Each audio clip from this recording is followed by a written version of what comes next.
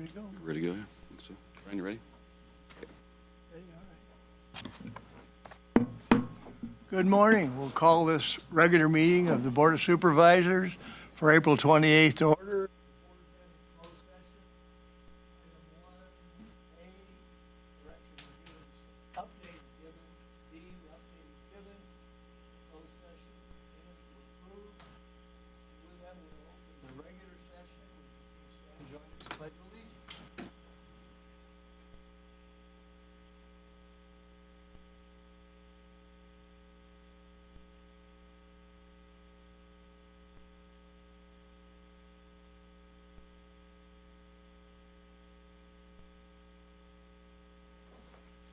Supervisor, can you adjust that microphone? Yeah. On first. Okay, there we go. This electronics is way above my head. All right. Welcome, everybody. First item up is public matters not on the agenda. Supervisor Brown, you had some CSAC updates for us? Yes, sir. I'll turn my mic on, too. I got an email from Graham Nouse yesterday. They had gone to Washington, D.C. with RCRC, and it was a advocate for California communities.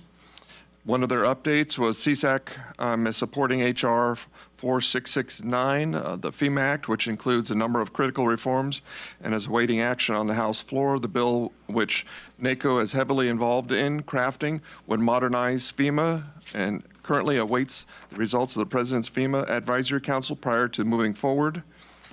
They are emphasized the need for more timely reimbursements. They have some outstanding claims from 2015. So it's kind of a wild thing. The one thing that caught my eye was H.R. 7437, Basics Acts, which would increase state funding to local governments for the Surface Transportation Block Grant Program and Highway Safety Improvement Program. The officers met with the congressional members and they emphasized the need for funding to flow directly to the counties rather only to the states, as counties are responsible for more transportation infrastructure than the state. So thought those were kind of interesting. Thank you, sir. All right. Any other supervisors? Yes. It was on. Or a team. Somebody's messing with us. Last year, one of the recipients of a scholarship from the Board of Supervisors was named Cole Porto. He used that scholarship to get his Class A commercial license and then applied for Public Works and has been hired. So I just thought that was a victory story. Absolutely. Local boy, that's a Ryan, actually. Right. Anyone else? Oh, Actually, I got one item of interest. Got one. ACTC funded a new paving machine for the county, and they're out doing I guess you'd call it a test road. Trying to train the crew. We have a local contractor, Kenny Johnson, who said, hey, he says, I'm retired. Amador County's my home, gonna be. Wants to help out, so he's going out and train the crew how to use a modern paving machine. As we speak. Yep. did they do one yesterday? It's happening now. Today's the day. Now. Today's the day. Okay. So just a reminder that we've tweaked the board schedule for the month of May. We're down to one meeting in May on May 19th. We've got the excuse me. We've got the budget workshop on May 5th, starting at 9 o'clock in the morning. And then just a regular meeting on the 19th because of the election that's going to be held in this room, what would normally be the second meeting of the month. So only one meeting in May. You said if we had something of great importance, we could put it on with a budget workshop. We can, yes. If we have to. I sent out an email to the department heads yesterday reminding them. Okay, did that. All right. Yep. Yeah, we had the Fish and Wildlife Commission met yesterday. Just one topic of interest. They're looking at reintroducing grizzly bears, and our habitat is we're in that habitat range in the Eastern Sierra. Wouldn't that just be great? So, anyway, it's moving through the state. We had David Best. I had a number of guest speakers yesterday. It's actually a pretty good lineup, but he was there talking about that a little bit. and kind of some ways to kind of try to slow that down or how we can combat it. It'd be a mess. And then we had also Chuck over from East Bay Med came over and talked a little bit about what he's up to, and of course our local game warden as well. So it was a good overview of what's going on. And then our Helena Para, she is a wildlife biologist. She did a massive deer study. It's actually basically from Calaveras, Tuolumne County, all the way up to Nevada County. And it's just basically gathering a bunch of data, kind of like the wildfire protection program, just gathering data. No particular agenda at this point, but it'll be used to update a bunch of different things. But that's just kind of that's a very high-level summary. Sorry for that, but it's, yeah. All right, thank you, Supervisor. All right, public comment. Good morning. Either. Or after all of us this morning. Yeah. Jamie Labanco, District 5. I just wanted to touch on Brian's comment about ACTC and the paving machine. I think that's really incredible that that's happening. The gentleman who is consulting on that is Kenny New, not Kenny Johnson. I apologize. I think that was a honest mistake, but Kenny Johnson is our carnival operator Yeah, at the the Amador amusement County guy. Fair, and it would probably not be in our best interest if he's helping our paving crew. Anyways. But I think it's really incredible that Kenny New has come back to our county and is helping on that project. Thank you. Good morning. Good morning, Chairman and Supervisors. As a reminder, my name is Ariel Rivers, the new Area Director for the University of California Cooperative Extension. I wanted to come spend a couple minutes again with you this morning and give you a few updates of what's going on in the county, and especially for our public that's watching today. I think some of these events could be of particular interest. So first, a few things. I did want to mention a little bit of outcomes from some of our research that's happening in District 2 in particular.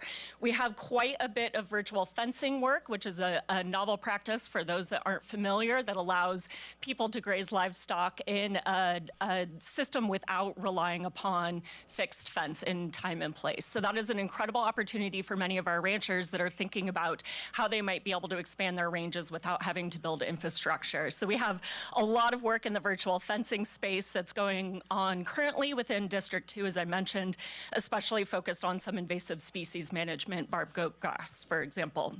Separately from that, we'll also be hosting some state folks from the USDA Natural Resources Conservation Service next week to review some of these practices and think about how we may be able to start incentivizing those through programs like the Environmental Quality Incentives Program. So it's really incredible that that pilot work is happening here in your county, and that the state office of NRCS is looking to us to help finalize some of those opportunities going forward.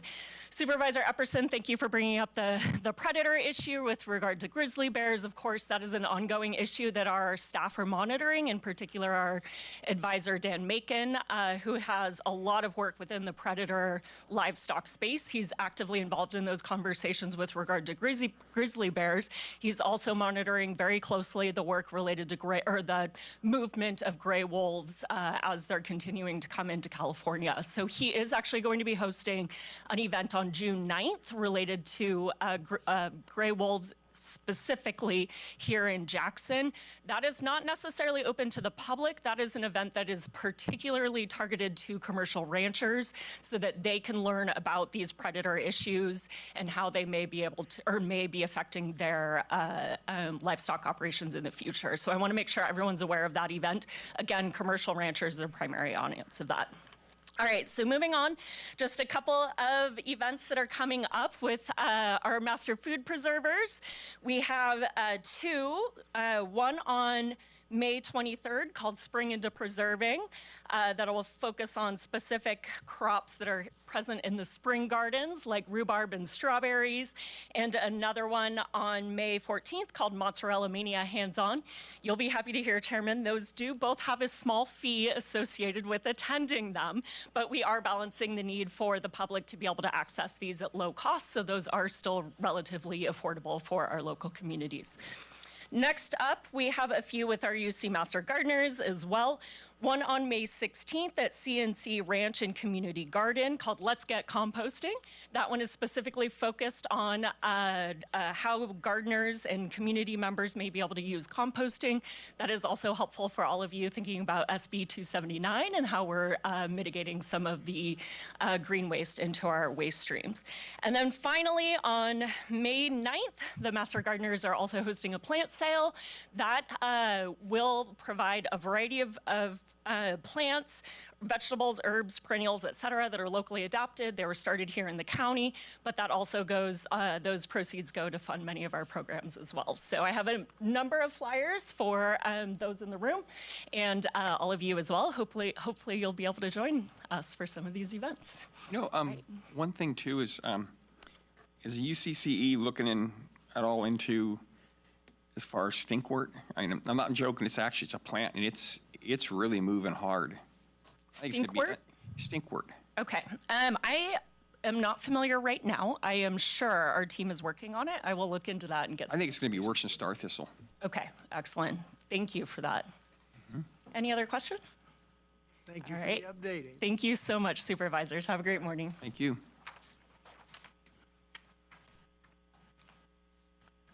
Morning, gentlemen. Sheriff Gary Redden. Sheriff. Supervisor Epperson, just to kind of hit on the grizzly bear, I want to let you know the Northern California sheriffs, I was just at our state sheriff's conference down in LA last week with my undersheriff. CSSA is actively opposing this bill. Obviously, there's a huge issue with introducing another apex predator into California. We have our hands full with the mountain lion issue.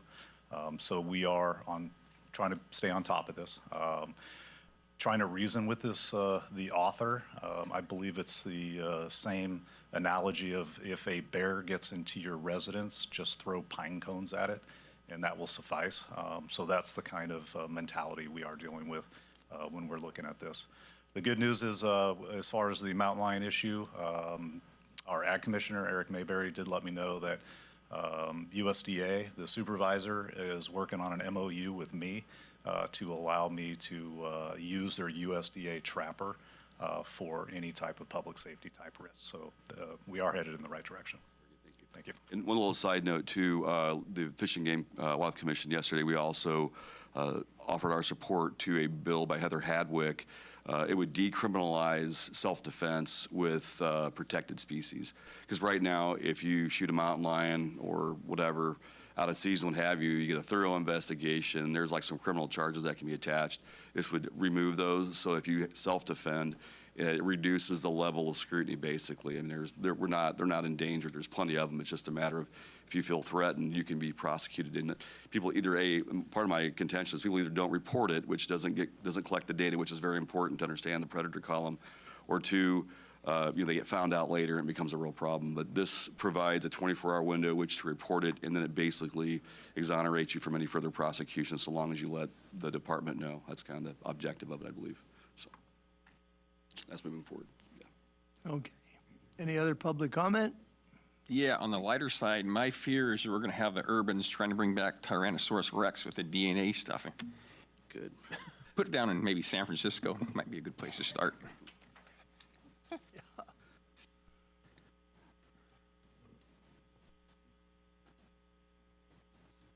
Hi, Michelle Galler, Code Enforcement. I just wanted to update you on our last green waste event. So I participated in a community green waste recycling event sponsored by the Amador Resource Conservative District and CAL FIRE from March 20th to April 3rd of 2026 at the Pioneer Lowerfield Park. The $20,000 grant allowed us to provide residents with a designated location to drop off storm-related green waste, which was then loaded into dumpsters and transported to a county recycle facility. During the 4-day of operation, 846 vehicles delivered green waste, a total of 57 dumpsters, 2 of 20 cubic yards for stumps, and 55 of 40 cubic yards for miscellaneous materials were removed, amounting to 281.85 tons of collected green waste.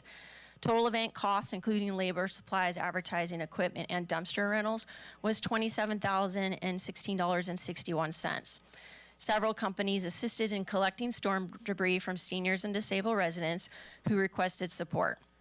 A total of 36 properties were served, averaging 1.5 trailer loads per property with a 6x10 and 7x14 trailers. All green waste was delivered to the event site. We would like to extend our heartfelt thanks to all the sponsors and partners who made this event possible. Special appreciation goes to the Amador Resource Conservation District for providing the primary grant funding that served as the foundation for this project. Their support, along with the generous contributions from Got Metal, Highway 88 Hauling, Big Al's, Shenandoah Excavating, Sarah Yard Supply and Equipment, Republic Services, Wilkinson Portables, Campbell Construction, and Amador County General Services helped ensure the success of this important community effort. These partners provided invaluable equipment, loading and unloading assistance, senior and disabled assistance, dumpsters, sanitation facilities that kept the operation running smoothly. We're also deeply grateful to the CAL FIRE Youth Inmate Crew for their hard work assisting with shipping, unloading green waste, and cleaning store debris from Pioneer Park. On our weekend green waste day, Shenandoah Excavation stepped in to assist with unloading vehicles and loading dumpsters when the CAL FIRE crew was unavailable, demonstrating outstanding commitment to the community. Finally, we thank the Board of Supervisors for also approving a $30,000 contingency budget just to help cover event costs if needed. The collaboration, generosity, and dedication of all involved made a meaningful impact and contribution greatly to the success of this project. I have made a request to the Amador Resource Conservation District to see if they would cover the $7,016.61 overage for the cleanup. They have provided us with a $20,000 grant, and I'm still awaiting a response. So they have submitted a claim to the CAL FIRE. It could take 2 to 3 months to process. So for now, we will cover the overage, and if we are rewarded the additional funding, it will be deposited back into the county funds. Our next green waste event will be held on June 4th through the 7th from 9 to 2 at Lower Field Pioneer Park. This event is a District 3 Supervisor event, Jeff Brown, sponsored by Republic. It will be a self-unloading event, so for any more information, the public can contact me at 209-223-6565. What was that date again on that? June 4th through the 7th. Okay. Okay, thank you. Thank you, Michelle.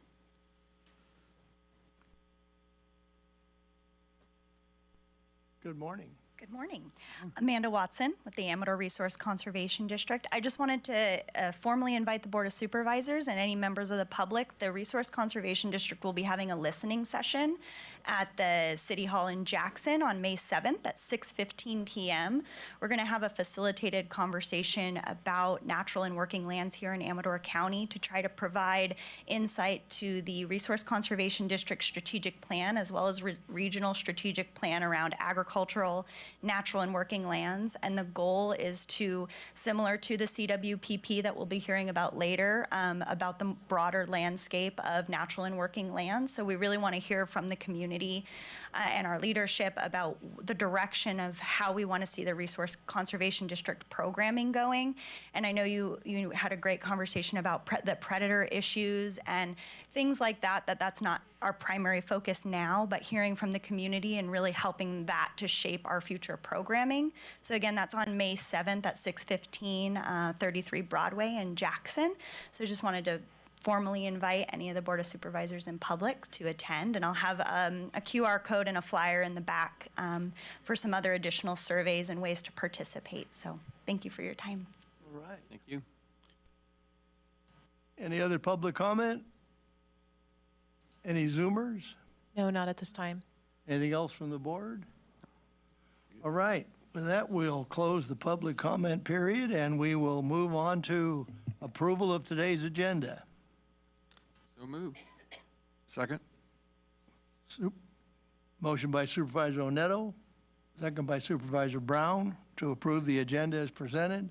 All in favor signify by saying aye. Aye. Aye. Opposed? Motion carries 5-0. Approval of items on the consent. Do we need any discussion or pull any items, or I'd entertain a motion on the You consent? know, there's one, it's item 5J. I'd like to pull that just for discussion. Okay.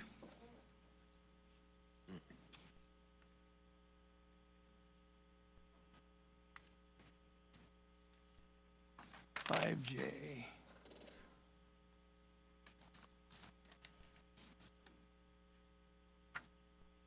Okay, go ahead, Brian. We'll address it right now. Sure. I guess my question would be, it looks like you have two different names competing there, and how do we figure out which one's going to be, the name is going to be named? So you have Bright Feather Road, and then you have Back Road, and That is simply to start that process. Okay. So this is not approval of that change yet, but it's just the board giving authorization to the surveyor to go forward with the process, because they just did it, and then that created so it looks like we're going to have a public consternation. hearing is what it looks like. It looks, there are some folks there that want to go back to Back Road. Okay. Yeah. I was just making sure, because it looks like there's a controversy, and we got to air it out. And There is controversy, and this lends the authority of the board to the process to get everybody involved. So good. this isn't the final decision. We leave that on consent? Yeah, then? yep. Okay. Anything else? Any public comment on the consent? Right, supervisors? What say you? Move to approve. Second. All right, we had a motion by Supervisor Epperson, a second by Supervisor Logan to approve the consent as presented. All in favor signify by saying aye. Aye. Aye. Opposed? Motion carries 5-0. Item 4 is the regular agenda. 4A is a discussion and possible action relative to budget departments under the sheriff. We've got 3 or 4 of these. I wanted to say before we go any farther that we asked all the departments to cut 5% at a meeting last month, and the big players are the ones you hear today, and without their cooperation, there's no way we would have got close to what we're trying to accomplish. And they did it in a little over, and I think the citizens and their staffs need a big thank you too, because it takes a team to make cuts are not easy. I ran a business and I know what can happen, but I just, from me personally, and I hope the board, I know the board, thanks you for your efforts. Before we get started. So, Mr. Chairman, starting with the sheriff's office, the sheriff has 7 general funded departments. The SO, the bailiffs, the dispatch, narcotics task force, ACNET, jail, the coroner, and OES. Excuse me. Of those 7 departments, every year we cumulatively look at them. So one can go up and one can go down. But what we ask of the sheriff is to treat all of those 7 as a big lump sum. He has offered up a budget that cuts his general fund draw by $810,000, 908. So basically $811,000, which is right above his 5% reduction that we had asked him to do. So he's met the goal cumulatively across those departments, and I don't know if you have any other questions on that. Before we get to that, let me just jump down to his other big item, which is jail health services, which is paid for out of health realignment, not out of the general fund. That's gone up by $300,000 because of a loss of state funding. There's not much he could do to address that. So that comes out of health realignment. It is what it is. We've always taken the jail medical as the first bite out of health realignment, and I'm not recommending any change to that at all. So that is what it is. We just bid that contract out too. So I don't think there's much we can do to reduce those costs. And so anyway, that's first blush. I don't know if you have any questions for the sheriff or whatnot, but he has met his request.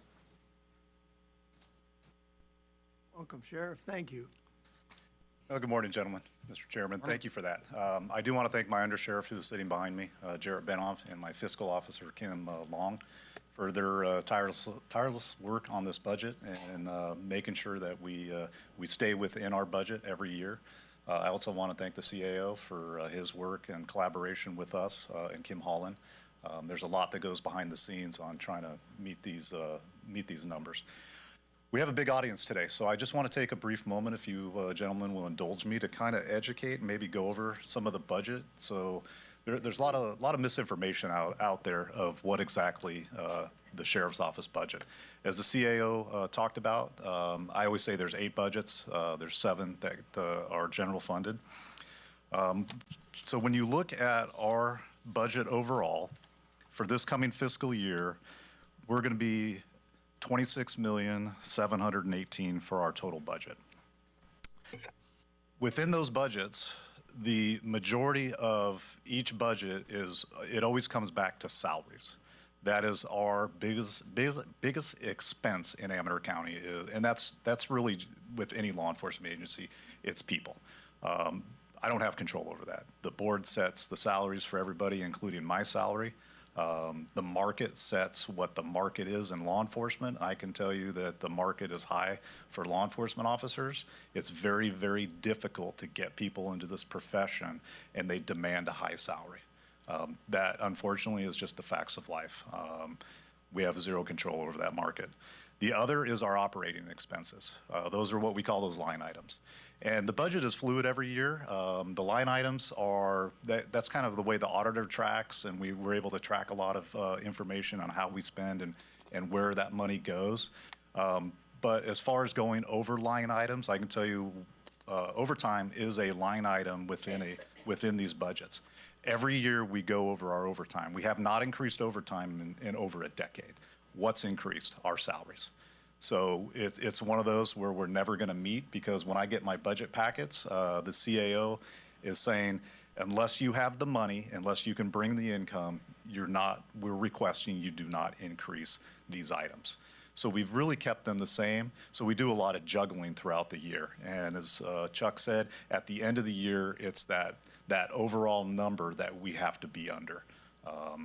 So when you look at that, out of that 26 million, 4,529,000 is what we call those operating expenses. Power, water, overtime, supplies, ammunition, training, fuel, vehicles, all of that. The rest is 19,621,000 is salaries out of that entire budget. So when you look at what revenue we bring in, I've always said we're not real big revenue makers, although we've really tried to start increasing that within the last 4 or 5 years since I've become sheriff. So our revenue that we bring in is just over 7 million. It's about 7.5 million. So the general fund contribution is actually 17,572,000. So when you look at the overall budget of Amador County, the general fund, 59 million and some change, we are 40% of that budget with the general fund contribution. Last year, Supervisor Crew had asked, can you please try to reduce your general fund footprint? And we were able to reduce it by a couple percent. This year, we actually met that 5% reduction, but the CAO and I had an agreement that when the jail was built, that out of my rule crimes, and this is something else that I want to talk about, is I've got some trust accounts. Rule crimes is one of them, asset forfeiture, Title III. Those funds are my savings account. So when I have a big ticket item, when we have a huge expense, when I need dispatch consoles at $250,000, $300,000, when I need body-worn cameras at $600,000, I've never come to the board and said, can I have $600,000, please? Because I know what the answer is. You don't have the money, nor would I expect that. So we save this money for those rainy days when we need these items and these pieces of equipment, this infrastructure upgrades, and we tap into that. So with the jail expansion coming on board, the agreement was with Martin Ryan that we would take $400,000 out of that rule crimes every year, put it into our custodial budget, and fund positions for that jail expansion. Last fiscal year, I dropped $400,000 in.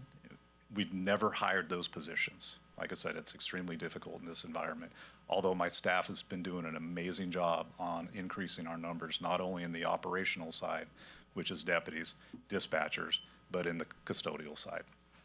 So we rolled it over to this year, and I told Chuck, I rolled it over once, I'm not going to touch that again. We have not funded any of those positions So that money is coming back into the general fund. So our actual reduction is about 7.5%. Can I sustain this year after year? These are positions. No, I cannot. At some point, when we're cutting this many positions, because that's what we had to do to meet that 5%, was actually freeze positions, not fund them. Services are going to be impacted. I can tell you things are not getting better out there. The wildland fires we're dealing with, the amount of emergencies, the amount of big investigations, the amount of snowstorms that just tap into our resources are getting exponential. So at some point, we're going to have to increase our numbers. So gentlemen, that's kind of an overview of the budget, how it works, and where we're at. Does anybody have any questions? I have a sideways question more or less than anything else. Supervisor Neto and I attended the AAUW debate on Thursday, and one of the questions was, it was kind of an interesting question, which I didn't truly have a good answer for, but what collaborative operation could the Sheriff's Office share with Health and Human Services to improve outcomes and reduce costs? I saw that question. I did watch the debate, and I don't really have a good answer either. Okay. That's Join not the really club. a Sheriff. I was saying, I hope they never ask me that question. And it was a forum. Remember, they correct us. It Yes. was not a Correct. debate. It was not a forum. debate, it was a forum. forum. You're absolutely correct. I was curious on where that came from, because that's not a function we really do. I can tell you the state is forcing more and more upon us, which has increased costs, which has increased what we have to do, not only out in the field, but mostly in the custodial setting. Never in my lifetime did I think a jail would have to engage with reentry services and provide, medical care and medication after you leave the facility. I get that that's our responsibility while in our facility, but that's where the state of California is going with CalAIM. We're looking at it as opportunity. Is it going to be a staffing issue? Is it going to be burdensome? Yes, it is. But there are grants out there that we are tapping into. And that's another thing, is we are really with our grant program now, and it's, I think, second year now. We're really starting to ramp up to where now I've directed staff, and I'm looking at my overhead costs, my undersheriff's overhead costs, captain's overhead costs, because we are the biggest earners in our agency. How can we reduce that general fund footprint even more? And the grant people I'm so proud of them, not only for the sheriff's office and what they're bringing to us to mitigate a lot of these issues that we're faced with these state mandates, but now we're looking into public safety road improvement projects. What can we do to help Amador County as a whole? I'm paying for that. That's coming out of my budget, but I think it's in the best interest of everybody in Amador County that we have a thriving grant program to where we've now added a third person. We're actually looking at having to add a fourth. They are covered by the grants. Once again, no impact to the general fund. I'm sure, Supervisor Brown, let me jump in and kind of answer that question a little bit. We do have behavioral health employees that go over. We do, the jail is in contact with them. We do bring in the psychiatrists we've got for telehealth as needed to help with the mental health at the jail. And our veteran services officer also gets contacted every time we have a veteran who gets brought into the jail, and she goes and visits with them to see if there's any services that she can link them to as well. So, Thank you. Yeah, we are doing what we can. Any other supervisors? Supervisor Neto? Yeah, I have a question. Line item 52,200, memberships, does that include lodging and travel? No, we take lodging and travel out of our training budget. That's generally that will come out of. We do have specialized services that we can use for that. There's really, we try to really adhere to the line items, but we do have a lot of leeway. It drives the auditor nuts sometimes.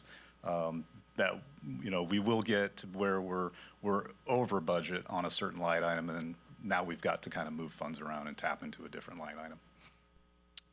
And also, I think the board made a request, like for out-of-county vehicles where they're going. I believe the request did not ask for specific locations, but general locations, i.e. like zip code or town. And I believe that was refused to be given to the board. And I didn't see any light item for out-of-county travel expenses. No, that comes out of our GSA expenses. That is where our fuel comes out of. Last year in operations alone, not including the jail, we spent about $216,000 on fuel. And the reason why I did not provide that list, Supervisor Oneto, and I've talked about this, is I'm not going to put a list out in public that has anything to do with our vehicles, shop numbers, and remotely, whether they're in county, out of county, or where they go. For me, that's I want to keep my deputy safe. I want to keep that information as private as I possibly can. If the public wants a list of our vehicles and a shop number, that is public information, but me putting together a list like that, I'm just not going to do it.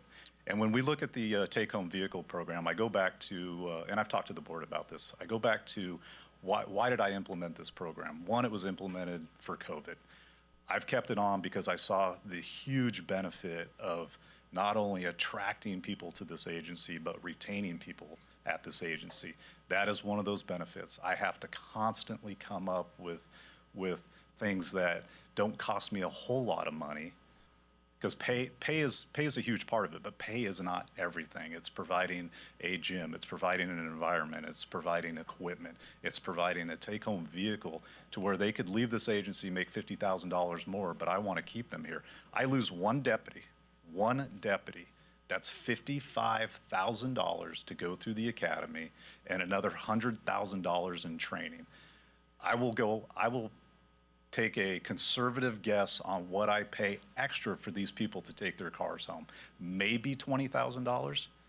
So we're going to save $20,000 versus $155,000. That's amateur math, and I'm just not willing to do it. You know, question on that. Have you ever looked at putting a program in place to where you say, hey, we will train you. I don't know if you can legally do it. I think it'd be something well worth looking at. We will train you, but if you leave, and if you stay 5 years, you don't have to pay anything back to the county. If you leave with so many years, you'd have to pay back the sheriff's department some of the costs that were incurred. Excellent question. LAPD tried that when I was with LAPD back in 1996, and it was illegal. You cannot make them sign any type of contract promising them to stay for a certain amount of time or have to pay the money back. It was found to be absolutely illegal. Okay, well, thank you. But good question. I have also another question. We'd like to know the number. I think the board asked. We'd like to know the number of out-of-county vehicles. We don't care what the number of the vehicle is. We'd like to know how many vehicles are going out of county. Just expense. I mean, I get how you have a hard time retaining people. I think a lot of departments here do. I mean, even the road department has the same problem. They have a hard time retaining people. So it's kind of a money scramble. I get it. I appreciate doing all I can do to help Amador County as a whole. I really do appreciate that statement, because when I got in this job, one thing I soon realized, I came from a very tight family growing up. I realized not everybody operated as family in this Amador County family. Some departments did, some didn't. I appreciate the cuts that the sheriff's office has made. I appreciate the cuts the DA has made. I appreciate the cuts probation has made. My question would be, why couldn't we have done this 10 years ago? Because I'm looking at, if you include the cuts you made last year, I think it's around $400,000, which I told you I did appreciate that, and I did. If you add that up, that'd be like $1.5 million, $1.5 million. If we'd have done that 10 years ago, we'd have $15 million more towards our roads. And I get it, you folks are public safety. In my opinion, I think roads are public safety too. So that's been a lot of my push for things I've asked. Along that same line, You're right. Public safety is a very expensive proposition. And where the real money is at the top. And I've looked at, I believe like on your patrol unit, correct me if I'm wrong, I think you're looking at roughly 14 administration brass. And then I think about 29 deputies, roughly. So you're almost 2-to-1 ratio. Have you ever thought about trying to reduce that ratio? Because you're talking from the top guy, looking at the numbers, 417,000, I think, for the sheriff, and 396,000 for the, and this is total loaded cost. Yeah. For the undersheriff, like the captain, is 338,000, and it goes on down. And if you could just eliminate one position, I'm not saying lay anybody off, fire anybody, just when somebody retires, figure out a way to basically reduce that load. All right, Supervisor Neto, there was a lot of questions in there. Hopefully I will remember and get to those. We'll start with my salary first. Like I said, the board sets my salary. When you look at the foothill communities, and I'm very happy with my salary. I'm not complaining one bit about what I make in Amador County. If I wanted to make more money, I would have left this county a long time ago. I came here with taking a big pay cut from LAPD because I wanted to raise my family in Amador County. I wanted to be with this agency. I'm one of the lower paid sheriffs. Typically, the differential between the undersheriff and a sheriff is anywhere from a minimum of 5% up to 25%. We're not even remotely close to that. I'm okay with that. I'm okay with what I make, but ultimately the board sets that salary. That is not up to me. I voted no, so yeah, I remember. When you look at, I'll give Calaveras a perfect example. They have a sheriff, they have a elected coroner, and they have an appointed OES director. There's 3 positions. I'm all 3. So when you look at my salary compared to Calaveras, I think I'm actually a bargain. I'm a lot less than what they're paying. There's a reason why they're now looking at taking the coroner's office and the OES office and putting them under the sheriff because they value what that savings would be. When you talk about some of the reductions, why haven't we done this? Once again, I go back to the only way we can reduce this is positions. People want deputies out on patrol. We have to be responsive. We have to be able to take care of major disasters, incidents, crimes when they occur. We have to be prepared for those. I have to have the bodies and detectives. I have to have the administrative staff, and that number's not really accurate. It's not 14 brass. You're talking about supervisors and admin. There's a reason, just like the military, why sheriff's office, why police departments are designed the way they are, from having a chief, a sheriff, second in commands, captains, lieutenants. It's the oversight. It's the massive amount of administrative duties that would keep them from going out into the field that we accomplish every day to keep this agency running, to keep it accountable, to keep it in check, because without that, you start having major issues, lawsuits. That's what happens when you have no oversight. So it's a bad precedent to reduce those numbers. And the fact is we're not top heavy. We've looked at other agencies. We've looked at surrounding agencies. In fact, we're actually a little bit under when it comes to that. So let's talk about how much money we've given back the last 8 years. I've been under sheriff for 3 and sheriff for 5. So during that time period, almost $2 million we gave back in salary savings. Expense savings, those are our daily expenses, almost 600,000, 578 to be exact. More revenue than what we forecasted. So when we build our budgets, we're trying to forecast revenue for some of these programs and some of these charges that we make. We actually came in 1.782 million over that. So you're looking at over $3 million that we've given back in the last 8 years. My question is, what'd the board do with that money? That's my question. Where'd that money go? That's a lot of money, Supervisor Oneto. That is a lot of money, I would agree. And as far as the take-home cars, I'm not going to provide any type of list, whether it's in county, out of county. Once again, it's public record of what cars we have, the shop numbers, and you're now getting into an operational aspect of my office. The government code's very clear. The Board of Supervisors gives me a budget. They can give me as much as they want or as little as they want. I'm the elected sheriff. I was elected to run this office.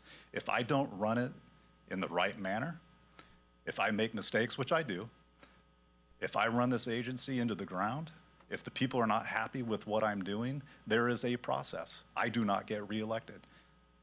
It's that simple.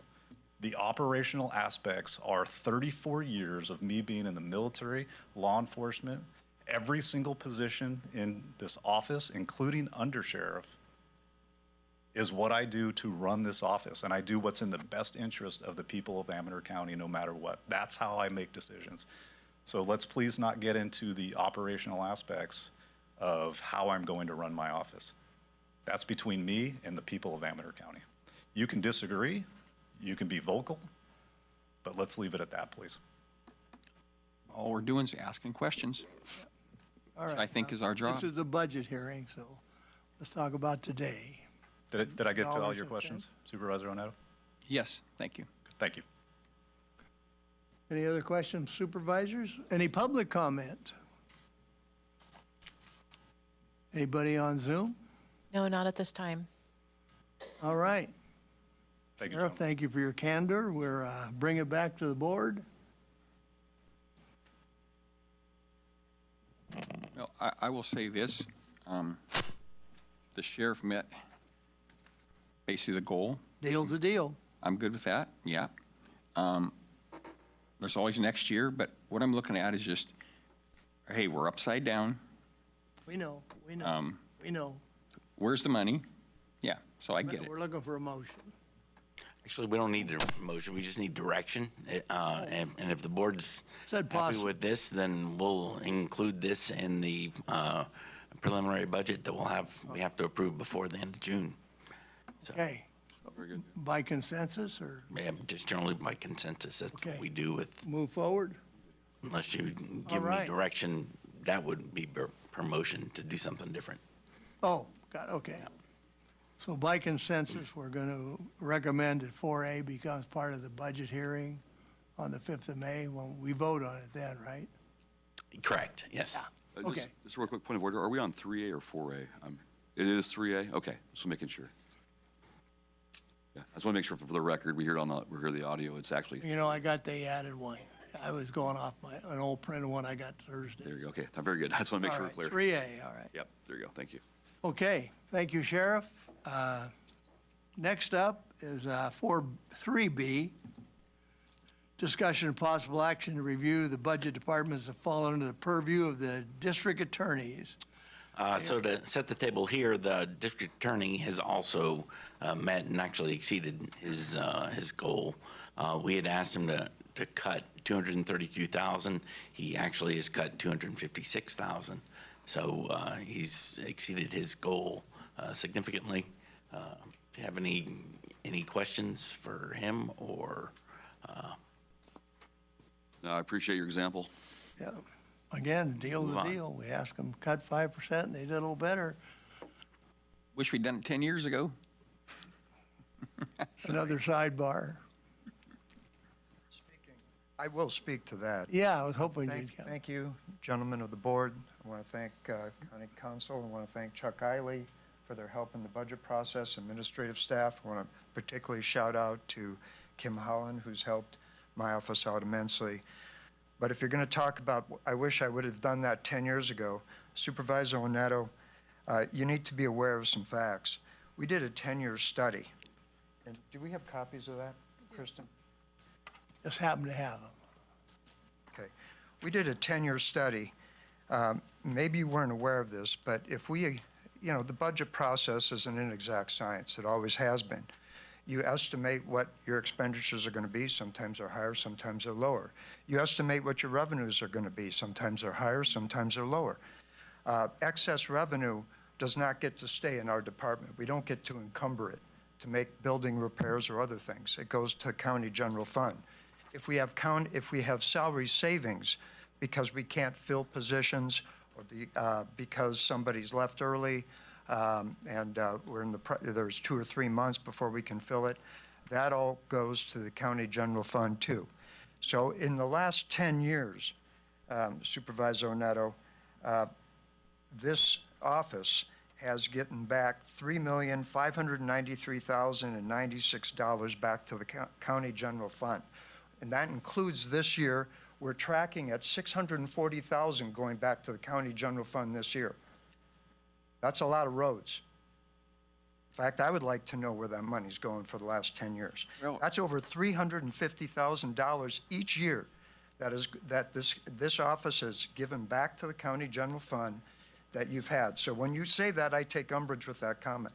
Also, something that you may not have been aware of, in 2008, we had 39 employees that were working in the general criminal part of the DA's office and victim witness.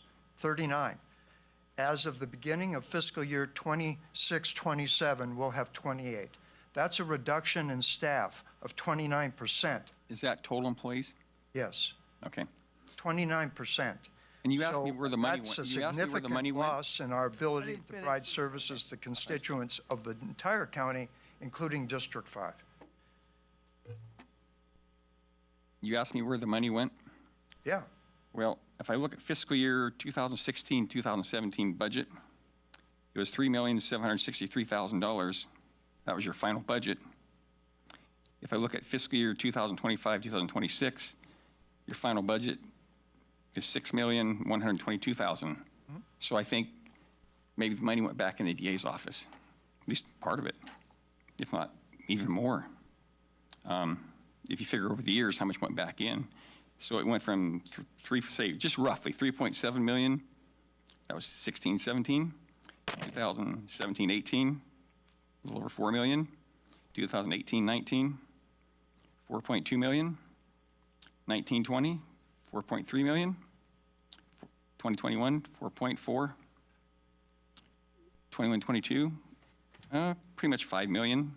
So basically, there was savings, and thank you for that. But also, there was pretty big budget increases, too, in the district attorney's office. So I'll tell you what I'm looking at. I don't like scrapping with the public safety, DA, probation, sheriff. I'm looking at deficits in our budget. We're upside down. And I'm also looking at our roads, which I think are public safety, too, are crumbling all over the place. So it's nothing personal. I just look at cost. Maybe it's getting a little personal. I mean, I don't know, but people getting mad over time. I mean, hey, I get it. But that's where I'm coming from. and here's where I'm coming from. When you go door to door and you're campaigning and you're telling people that the roads are crumbling and it's a responsibility of the sheriff and the DA, we're at fault, I take umbrage at that. I have not said that. That's not what I've heard. I have said I think we have excessive spending going on. I have said that. I've got a piece of paper that says that. You can have Because of whatever the paper you want, doesn't mean I said excessive it. spending in the DA's office and the sheriff's office. Let's get back It's to got the your agenda letterhead item. on it. Let's get back to the agenda. That's what I'm trying to do, and I appreciate, I thought this was going to go a little different. But It has gone. It has, and I appreciate that. Appreciate the efforts of everybody.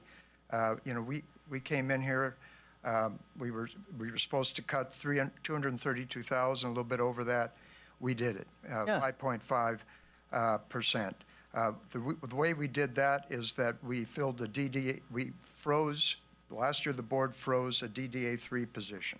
We continued that freeze, which has generated $200,401 in savings.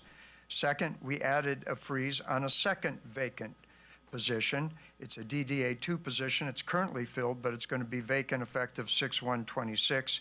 That will generate an additional $182,933 in savings.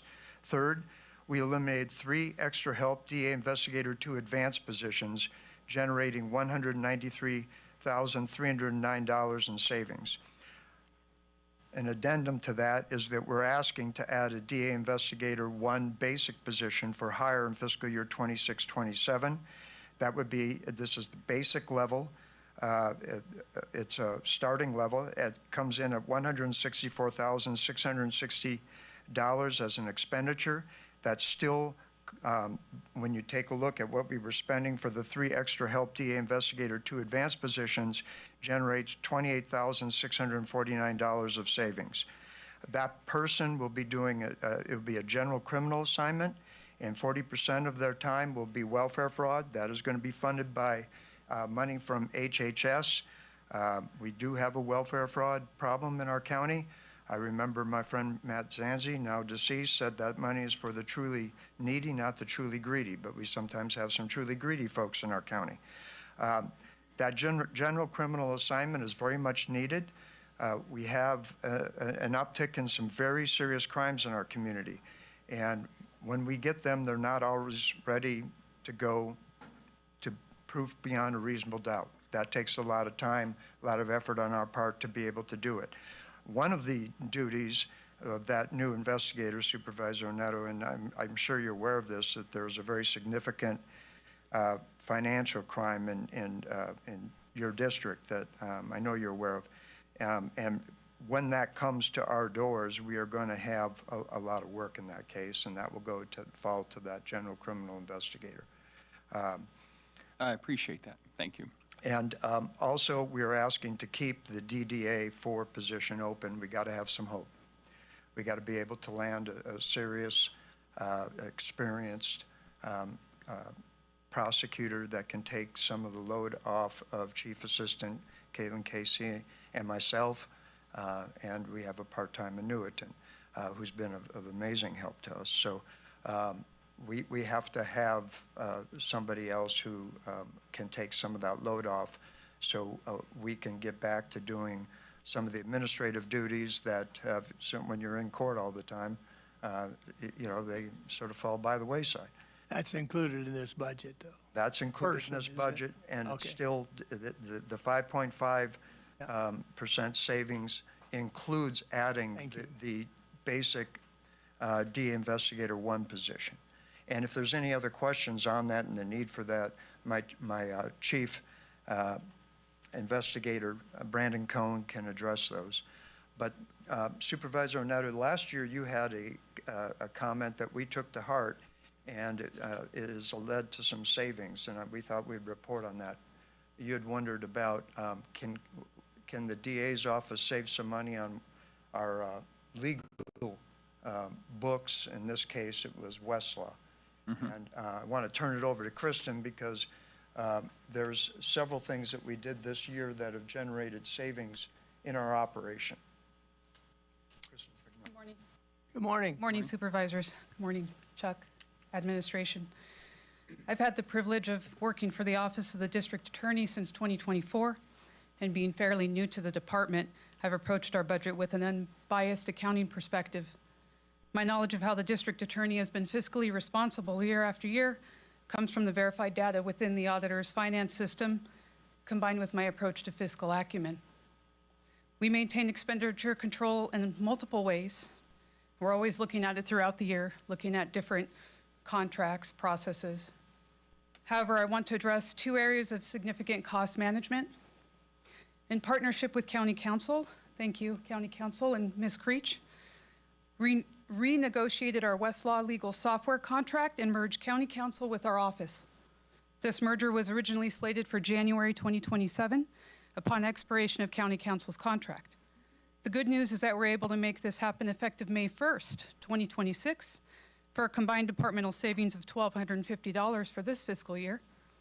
For fiscal year 26-27, the district attorney will save approximately $7,400, and County Council will save approximately $12,200. In partnership with IT and the district attorney's executive legal assistant, we audit our IT inventory on a regular basis and report our final audit to the IT department prior to budget. This ensures the accuracy of inventory and expenditure control for our department under the IT cost matrix. I'm proud to say these audits have resulted in an overall reduction of approximately $7,000 over the last 3 fiscal years, roughly a 27% savings. Our department's reduction from fiscal year 24-25 to 25-26 alone was $5,000.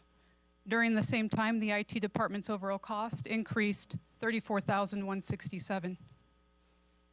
I know we already touched base on the savings, I just wanted to break it down over the 10-year analysis. I researched the last 10 years of our department's impact on the general fund by accessing the data within the county auditor's finance system. I've provided I've provided each of you a copy.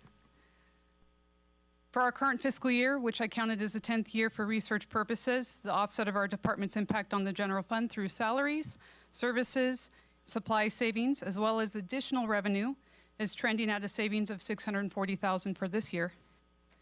For years 1 through 9, going back to fiscal year 2016-2017, we have mitigated the impact on the general fund with the savings of $1,331,529 in unexpended salaries, services, and supplies, and $1,621,367 in additional revenues, for a total of $2,952,896 over that 9-year period.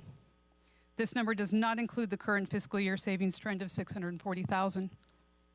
As the county continues to work through budget shortfalls, our department is committed, has, and will continue to be fiscally responsible. Thank you.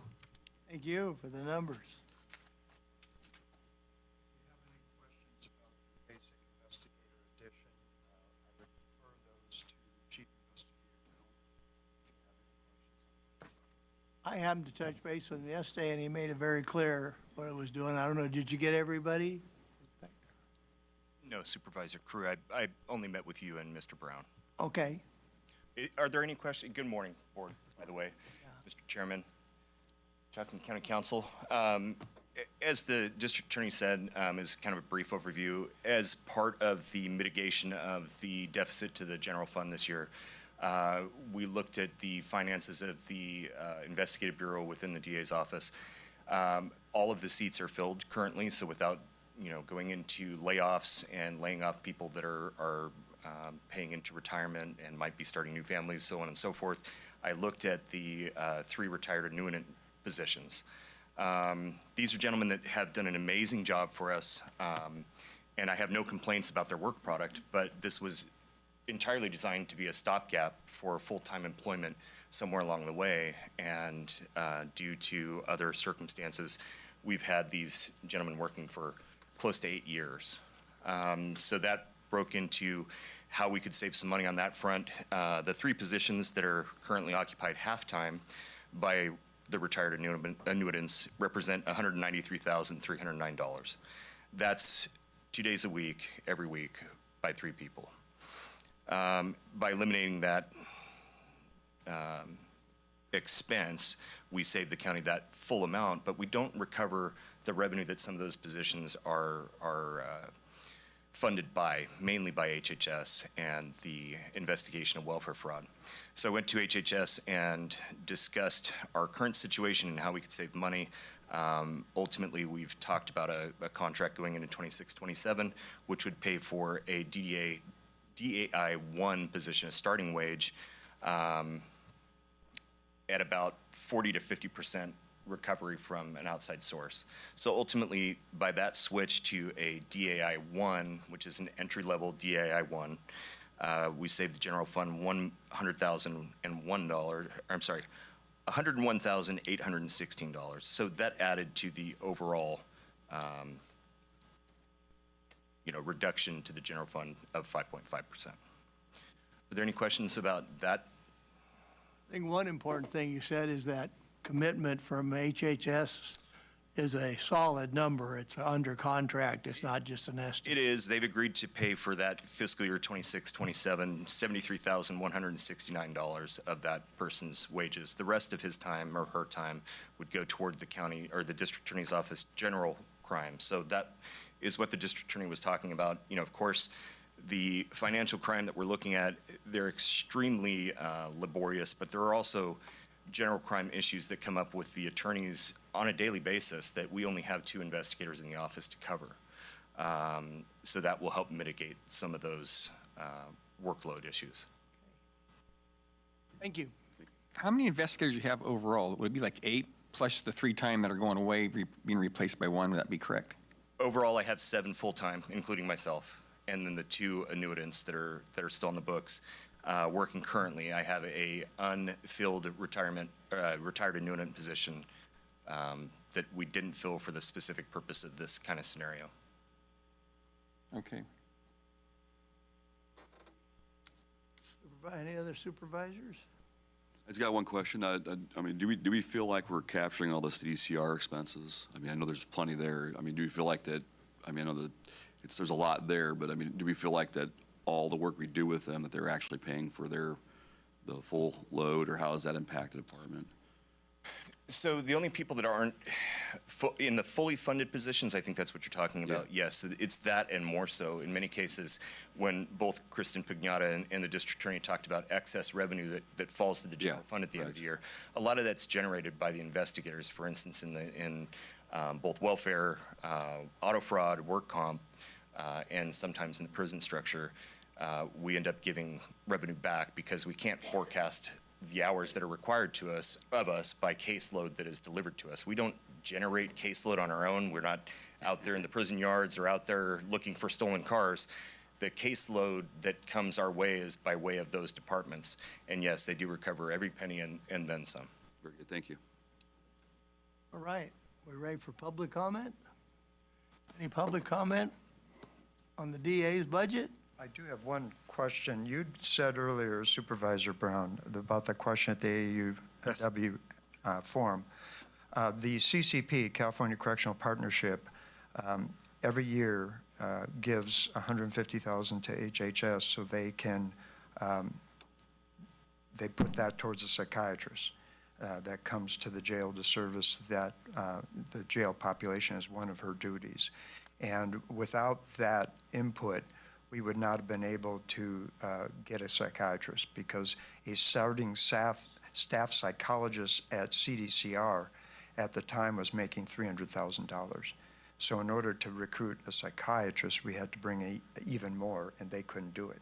So yeah, law enforcement did step up to the table on that, and we do it every year to make sure we can. The only thing else I'd like to add to that is, you know, we are getting some opiate money from the lawsuits, and I'm thinking out of the box here. Is there anything else that, you know, that you or the sheriff can possibly do to see whatever, you know, how we can make things better for you guys? Well, mental health is certainly one of them, and I think with the expansion that the jail has had, there's going to be more capability to be able to service that population at the jail, and you know, it's something that's affecting jails throughout the state. Right. And you know, ever since realignment, and I think the sheriff's probably touched on this in the past. Proposition 57 is we have people that are getting out much earlier than they ever did before. Right. And it is having a severe impact statewide on all the counties because they weren't ready. Despite the promises of 57, they were not ready to be released. And we're feeling that impact here as well.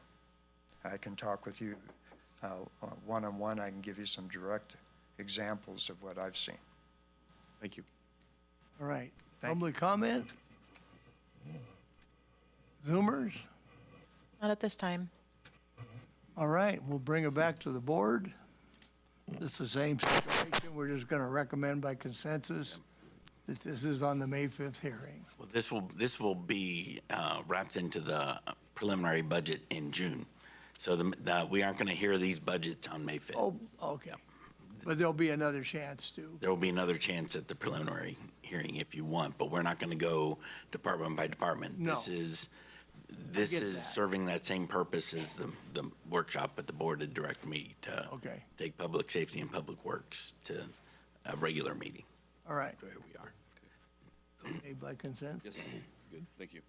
Okay. Let me just answer one question. The question's been asked on the previous two budgets about what happens to unspent money. So the general fund, if it's unspent general fund dollars, it gets wrapped into what we call the carryover, but it's actually technically called the unreserved fund balance. It is the first column in Schedule 1 on the new budget. So it gets wrapped right into the following budget, the following year's budget. So if the department underspends by $1 million or has excess revenue and has cash left over $1 million, that gets wrapped into that fund balance that gets added to our revenues and yields the what they call the total financing sources, which is the total amount of the budget. So that's every year it just gets wrapped in. It doesn't get diverted to public works. It doesn't get diverted to anything. It just gets wrapped into the following year's budget. So that's where it is. All right. Thank you for that information. We're going to go to 3C, discussion and possible action relative to review of the budget departments that fall under the purview of the probation department. Departments 2350 and 2390. Mr. Chairman, the probation department has met its goal. We had asked them to cut $90,000, and they cut almost 92. So they've met their 5% reduction request from the board. And any questions?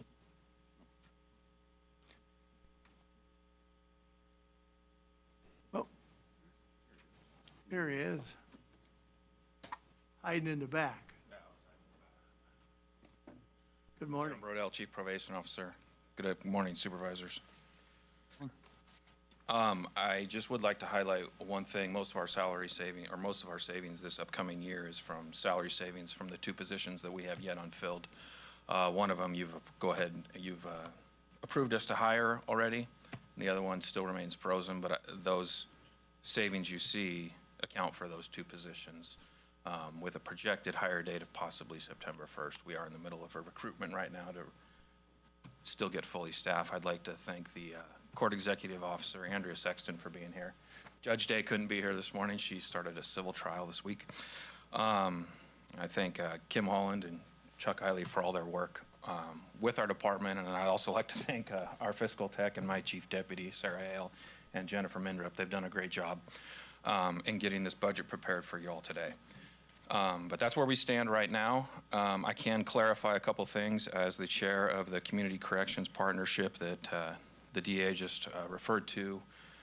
I just want to correct him on one thing. We only provide $100,000 for that psychiatrist.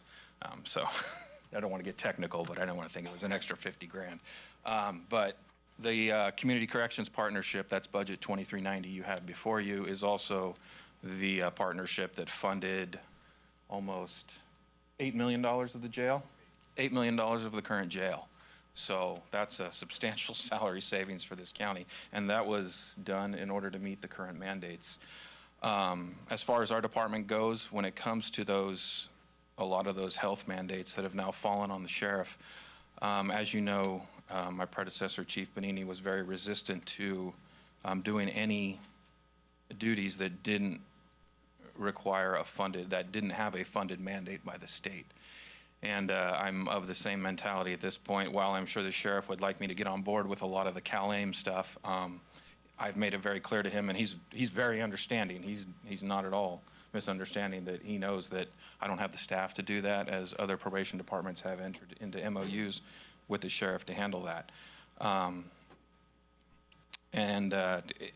The thing that gives me pause for the county itself is that you have a state that is actively trying to push Medicare for all, and they're doing it right now. The inroad is the justice system, and that's why they pushed it into the jails. They want to make sure that everybody comes out on Medi-Cal, and those that come out on Medi-Cal, their families also have Medi-Cal. And so right now the mandates lie on law enforcement in the custodial settings to do that. If we had a juvenile hall in this county, the probation department would have those mandates as well. But those mandates have come with no funding beyond what's currently considered the PATH funding. And I think, Sheriff, you can correct me, we're on PATH 4? Is that correct? Yeah. And there's nothing that's been projected beyond that at this point. So those mandates are unfunded. So I encourage you to get with your Rural Counties Commission and start fighting these unfunded mandates. We've begun doing that at the chief probation officer's level, and we're actively looking for cases to sue the state and take on with them. I'm sure you're aware, if you've been paying attention, that rural counties are also looking for certain cases like that. But that's where we are with the whole CalAIM project. So it is a big thing looming for the law enforcement side, and it's not stopping at this point. So I do want to bring that to everyone's attention when we You know, I discuss agree with CalAIM. what you're saying. I'm on the board of like a representative of the RCRC. It's like the rural counties get together and discuss items. And unfunded mandates has been thrown about all the time, and the state could care less. But you're 100% right. That they couldn't care less. You are absolutely right. And I've been getting pushback. Personally, I've been getting pushback from a couple of our healthcare providers who have been reaching out to me, and I've had to educate them a little bit on how CalAIM works on the probation side, because they're so used to having the larger departments or those departments with juvenile halls, working with them. And so there's a lack of understanding on their level, and the information from DHCS is not being pushed out as far as those departments that don't have juvenile halls like ours. It's probably not directly related, but I look at the social services budget, which is money from the feds and state. Basically, nobody here has any real authority where it goes. It's in a pipeline. Those numbers have went up just out of sight. I mean, it's incredible. Those numbers went up because of the Inflation Reduction Act at the federal level. That's where all the PATH money came from for CalAIM. That's what the state used it for, and that's why the state's scrambling to find a funding source for it. I'm just talking like last 10 years. I'm talking the last services. 5 years. Yeah, I'm saying it's an ongoing curve that's just it's increasing exponentially. Right. So I think a county like ours is well suited to start fighting these unfunded mandates consistently, and making it a point of ours to say, we're not going to provide those services. You want to kick down funds and dictate to us what we need to do? Fund us. But until then, we have to make do with what we have. One of the difficulties we have as part of our budget is we are heavily reliant on state revenue funding. We have a lot of mandates when it comes to juvenile crime.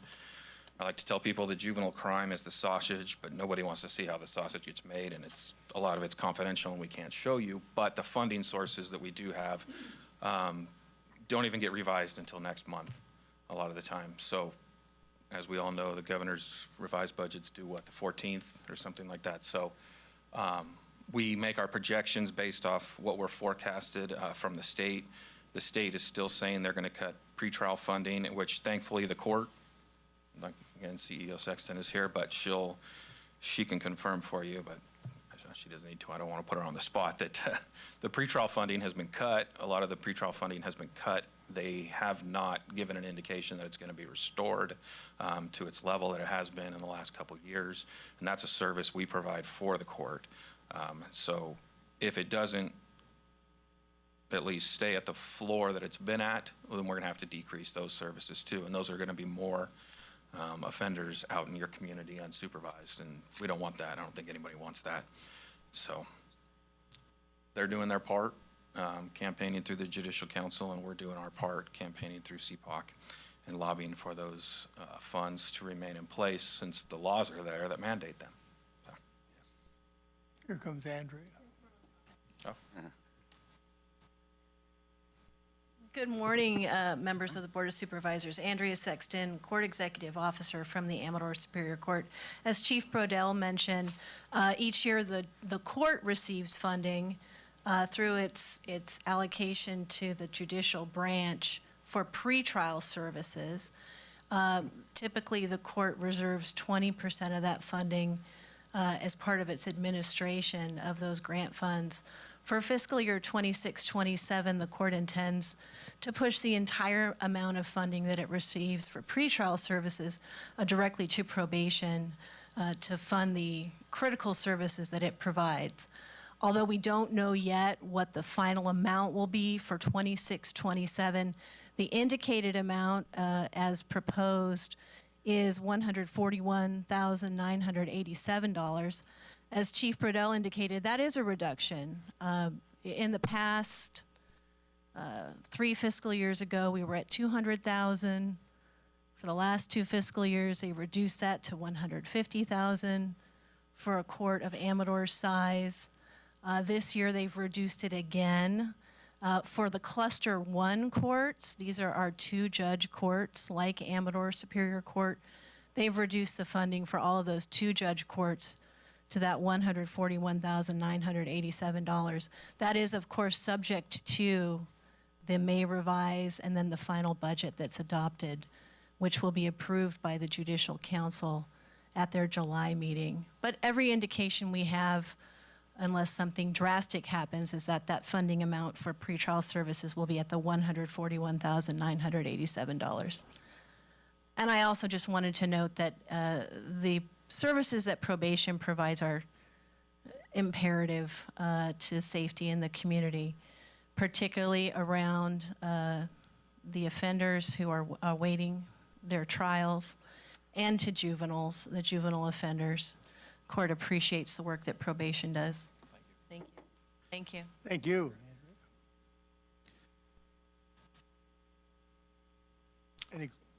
Any questions, any others? No, I have a comment. It's just kind of an in general comment.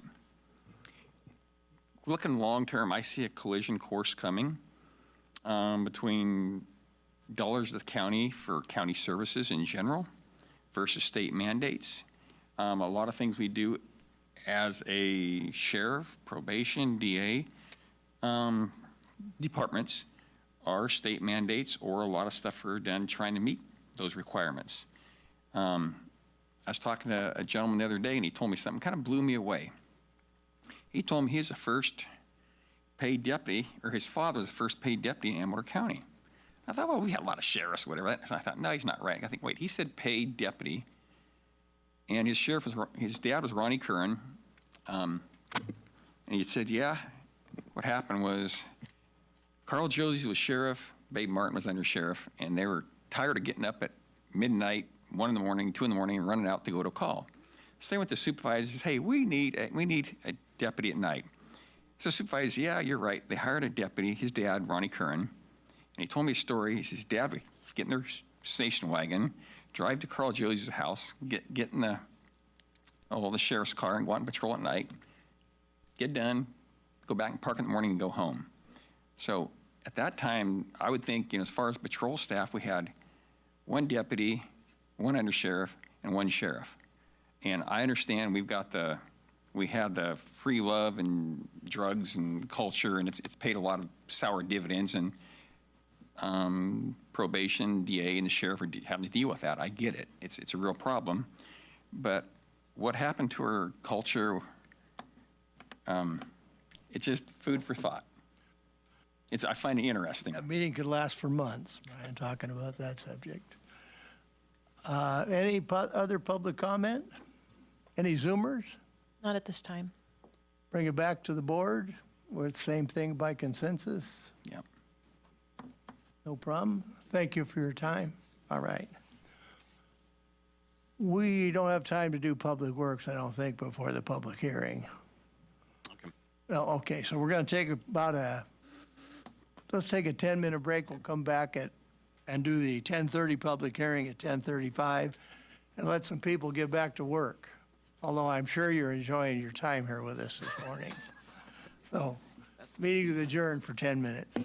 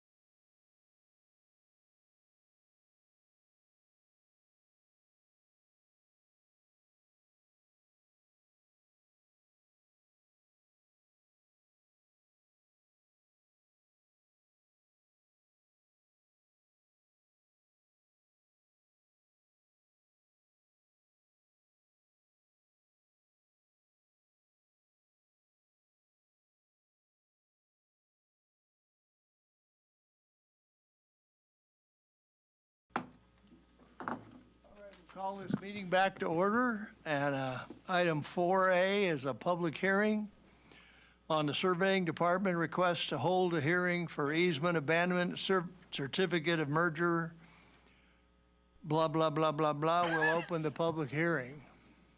Steve? Steve Zanetta, interim county surveyor. We had a request from the owner to merge a couple of parcels. In the subdivision map, there's a dedicated easement between them. The owner is merging the parcels just to acquire more space around his house and wants to abandon the easement. All the notices sent out to the utilities, county departments have come back with an okay to go ahead and abandon the easement. Okay. Any questions? All right, it's a public hearing. Are any public comments on this? Any Zoomers? No, not at this time. Seeing none, hearing none, I'd entertain a motion to close the public hearing. So moved. Second. We had a motion by Supervisor Brown, a second by Supervisor Onetto to close the public hearing. All in favor? Aye. Aye. Opposed? Motion carries 5-0. Okay. We're supposed to adopt this resolution. I'll make a motion, we adopt the resolutions. Second? All right, we had a motion by Supervisor Epperson and a second by Supervisor Brown to adopt this resolution. And we'll call for the question. All in favor signify by saying aye. Aye. Aye. Opposed? So moved. 5-0.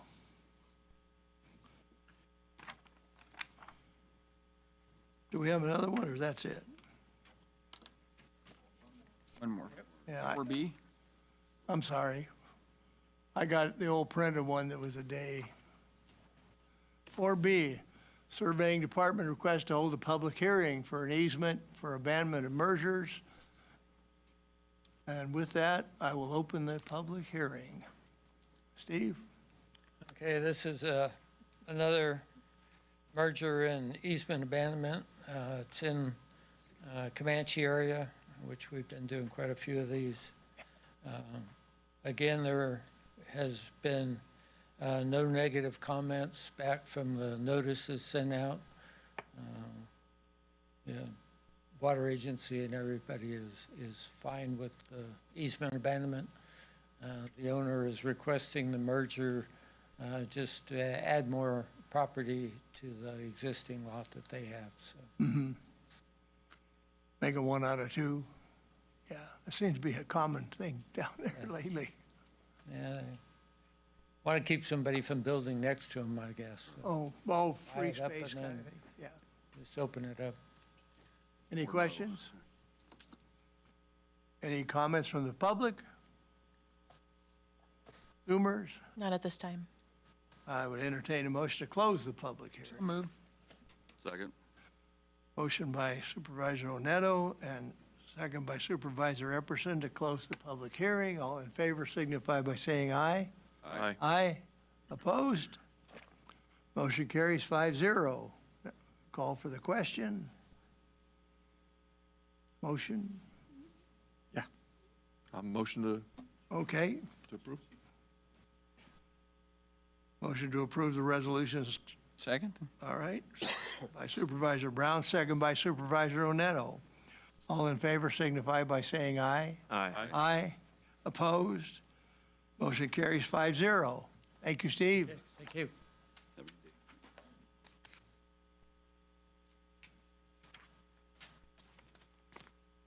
We're coming back to the top, excuse me, for 3D. Discussion and possible regarding review of budget unit 3000 Public Works, direction to staff as what should be included in the 26-27 recommended budget. Okay. Mr. Chairman, just to kind of set the table again, so Public Works is funded for the most part outside of the general fund with road fund goes to there.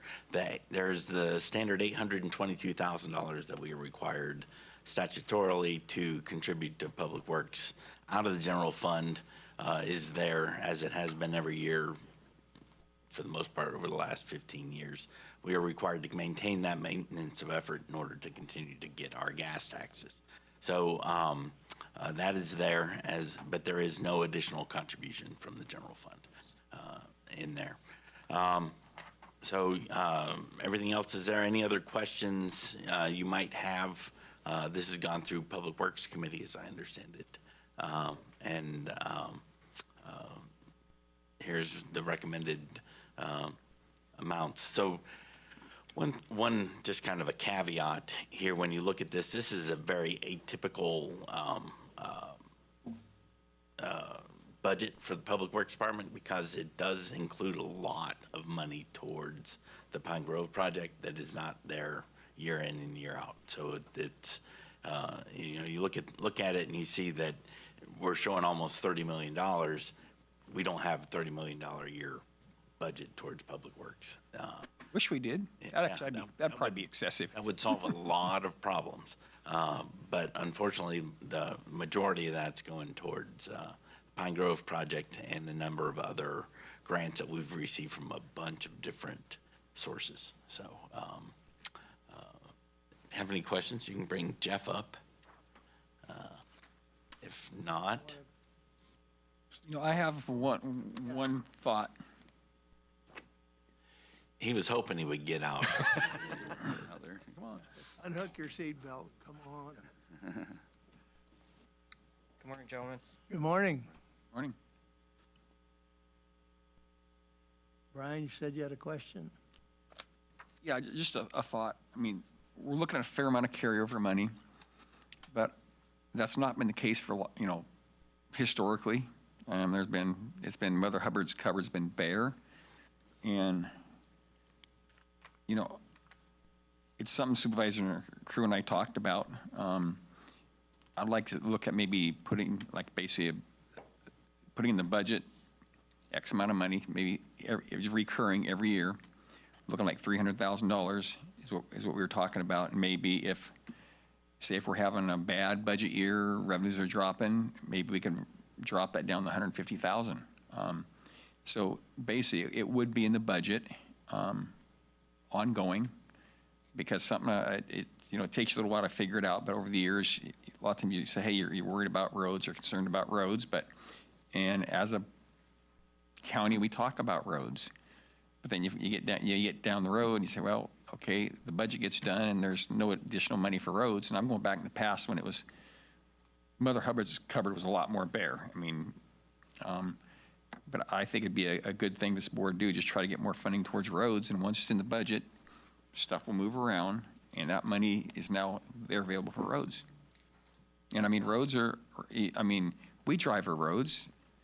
They're having major issues. And if you look at it, we've got 410 miles of road, just say 10 are gravel, that means you got 400 miles of paved road. If you did, and a road's life is 20 to 40 years, depending on traffic and type of road. So say, average 30 years for road, that means we should be fixing 13 miles of road every year, or at least with some type of treatment. And we're not even close. So it's I'm just trying to get close. Yeah, I thought that Brian came up with it, but I thought that was a very good idea, that at least we're in the mix. The way we do it now is, okay, we've squeezed and got 5% and we froze and we're there. Where's the money for roads? There isn't any, because it wasn't even included in the conversation. If it's a line item, at least it's going to be considered before we adopt the budget. Because there's usually not, pennies left over maybe laying around a weekend. And with our experiment and your guidance and we can start paving some roads at the numbers we were talking about at ACTC, $300,000 would get something done. So. Would Public Works be opposed to that? Not one bit. So, and we could, in a real tough time, we could zero it out It'd be no different than an employee freeze, but we're at least trying to fund it at some level. And Chuck was agreeable to at least. Yes, so do we want to put $300,000 more out of the general fund into Public Works this year?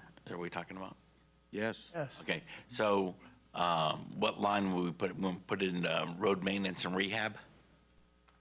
Is there a line that says paving? There's a line for that, huh? Can we create a line that says paving? Well, road rehab, I think road that maintenance would and work. rehab. Road rehab, I mean, it's, Right now, it's sitting at 4.9 million, so, yeah, I think, so we'll kick that up by another 300,000 and show revenue from the general fund at 300,000. I'm going to ask you a sideways question here, but on the same topic. Your building cycle is right now till the fall. You know, during the winter time, it's dealing with snow and everything else. About how many miles do you think this building cycle you're going to seal, in-house pave, or contract out? Do you have just a crystal ball For this year, of this year, of this building? so roughly, we'll subcontract roughly 5 miles. About how many? 5 miles. 5 miles? Subcontract, and then in-house, I don't know, it's an experiment right now. Yeah, I know. That's what I'm saying. It's got to be a crystal ball until you guys figure out time. Yeah, And the road crew's actually paving right now, so they're doing a quarter mile, 250 tons today. quarter mile. I'd say another 5 miles Yeah, in-house. That's good. crystal ball. I understand. Only 399 left. It's a start. Yep. Any other questions? We are, Public Works staff is doing a really good job of getting stuff moving right now. And there's stuff hitting the streets for bids, and it is, you all are getting it done. And that is, it's good to see, so. I just want to, on a note, I really appreciate your updates. That helps me so much when people are asking what's going on. You know, I get people all the time, when's my road getting done? I say, well, you get my emails. And I do appreciate that. It really helps me out to be able to say, well, you're on the list. You're just off, you know, it's got 3 months, whatever that timetable is. I appreciate that a lot. That really is. You're welcome, because I'm the one that originally asked for that. Thank you. You're welcome. Well, thank you for asking. I'll think While that I'm is here, the so truth. following through. there's a chunk of Fiddletown's out. There's a chunk of Shake Ridge that's out. What road are we paving today? Raggio, Buena Vista's out, Buena Vista's out. and then an upcoming, another section of Buena Vista and Michigan Bar, that's in the PSNE. And then we're doing another package for Lower Ridge Road for the leftover funds from the senator. So we're moving. no question for you. A lot of these projects, how long does it take from the time that gets initiated? I mean, as far as just the thought? The to where it ones actually gets done? through ACTC, years, 2 years. 2 years to do a project? We're required to do engineering specs to bid it out. What we're trying to do is avoid having to do that, so we can just do dig outs by contract and then come back and pave it ourselves. And that would, So when did the that will, Middletown project start from the Hale Road down? I think that Roughly. was submitted in '23, roughly. Okay. It's before I started. Also, I would like to say with a background as a CHP officer and as a steel building contractor, you're doing a phenomenal job as a public works director. So I thank you. Thanks, Brian. And I think your crew is really happy with you too. So that says a lot. That's about half the battle. Nailed it. All right. Any public comment on the Public Works budget? Okay. I'm Joanne McLaughlin.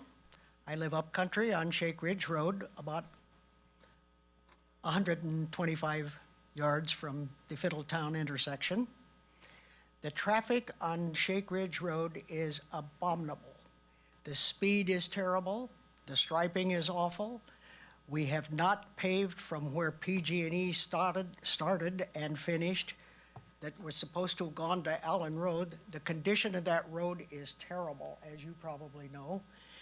We need to have it done now, not later. People that live on that road that have to access it from their driveway are facing terrible situations. It's terrible with the speed. I live where I look left, I look right, and I look back to make sure that the lane that I'm driving is clear, and I've got someone on my bumper. People, it's a major thoroughfare for the people up country, regardless of where they're going, whether it's down here or further up to Sacramento and the likes. What I'm here to ask is there a possibility that Public Works could start work now and not wait until 26, 27? Only because when I looked at the numbers, we have a 5,700,000 nickel or two left for carryover. Could that be used toward paving Shake Ridge Road now and not later?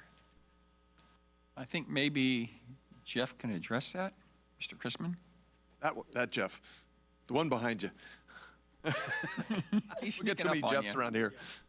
So that project's already out to bid. It'll happen this year. It's from West Allen, where PG&E stopped paving, through Fiddletown Road. It's on the way. Super. But there's no way to start it faster. When? It's out to bid right now, so as soon as we get bids back, it'll be this year. Thank you so very much. Finally, Thanks, some good Amelia. news about roads. Well, I think you all maybe have had to drive it sometime. I drive it frequently, and many of the roads. What I am observing, and maybe you can address it, there are roads that lead down into, off of the roads that are paved but not striped. And that is another accident waiting for something to happen. Today, the board approved putting out a striping project, so it's 70 miles of county roads. So we're working on that too, This year, this year. you're good. And we got a new striping machine. Yeah, and we got 2 new striping machines from ACTC, so Terrific. we're working on it. Thank you so very much. Appreciate your time. Have a good morning. Be aware, when we make that road smooth, people aren't going to go slower. Yeah, that's the problem. That is true. Right now, we're keeping the speed down. That's the way to put it. Uh-huh. I will say, I've got my fingers crossed in that striping machine, because we had a stripe machine years ago, and I don't know what the problem was, if the road was rough or if the county employee had a rough night the night before, but it was not very, very straight. So I'm hoping this works out better. So Time will tell. from what Jeff's telling me, there's lots of practice going on up in the yard. Yes. So don't follow any of the striping Safetyville, that's USA, on the yard. in the motor pool yard. Is it? Oh. Got to practice somewhere. That's it. Realizing we're talking about roads, is there anything we can do with regard to speed control? 2 weeks ago, I followed the trash truck, threw my flashers on because I was stopped behind it. A gentleman in a pickup came out and around me, the trash truck, into the face of an oncoming car, across the double lines. There's no control on the speed. I live where I can see the traffic going, and speed is supposed to be 40 miles an hour, and if anyone's going 40, I'll put in with you. Motorcycles, cars, and trucks. I think the trucks are using it as a shortcut from 88 down to wherever they're going. But the speed and the conditions on that road are terrible, especially for people that have to access the road from their driveways. Enough said. I don't think speed's your problem. I wish it was. Past life. All right. Any other public comment? Zoomers? No, not at this time. All right, we're back. This is another consensus item. Everybody okay with it? Yeah, thank you. All right, thank you. Good job. Oh, You made it through. introductions also? New staff? Oh, yeah, I'm sorry. I apologize. Kathleen. Sorry, yes, this is Kathleen Leon, our accountant, and AB's back here. He's our new project manager. welcome. Welcome aboard. Welcome aboard. You guys are getting a little action going. All right. Thank you. Thank you, guys. All right. 3E is the Amador Fire Safe Council. Presentation and update on the Amador County Community Wildfire Protection Plan.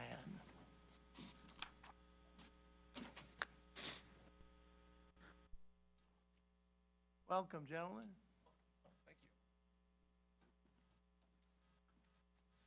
You guys must be working hard. You're pretty skinny. It's been a tough winter. Good morning, Supervisors. Good morning, County Council. Yeah, the Amador Fire Safe Council would like to introduce Nick Miley and Ian Moore of Spatial Informatics Group. My name is Todd Burtwell with Amador Fire Safe Council. Our coordinator of the Fire Safe Council, Amanda Watson, is here as well. Oh, okay. To present the results of the Amador County Community Wildfire Protection Plan of 2026. All right. Nick and I are from Spatial Informatics Group. We were contracted by Amador Fire Safe Council through a grant they received from the Bureau of Land Management to put together this community wildfire protection plan. You can go to the next slide. Could you speak into the mic, please? Sure thing. It's flexible too. You can raise it up. Okay. Just a little background on what is a community wildfire protection plan, a CWPP. This is a non-binding, non-enforceable document that is supposed to provide a framework or structure for collaboration and involvement into a plan to protect communities from wildfire. And this came out of the Healthy Forest Restoration Act in 2003. After that legislation, it opened the door to the creation of these CWPPs, which really serve as a vehicle, like I said, for a framework of collaboration and also a vehicle to go after funding for various projects and programs that are addressed in the plan. Yeah, I was just going to add that it puts the priority on what the community wants, and it basically requires other agencies above that to work with the county and the community within the county. So while the document is non-binding, it does have some traction in terms of organizing that structure and how planning occurs. So it has quite a bit of value in that regard. So it's more a focused request than a requirement? Well, as it plays out in reality, from the Forest Service through CAL FIRE, so down through the federal and state level, down to the county level, it lines up all the collaborators to work within that plan. And we'll get into how those working and steering committees that collaborated on this plan were organized and participated, but it essentially creates agreement and understanding within those groups and amongst those groups so that there isn't friction down the road when these plans start implementing. It's something you can point to and refer back to.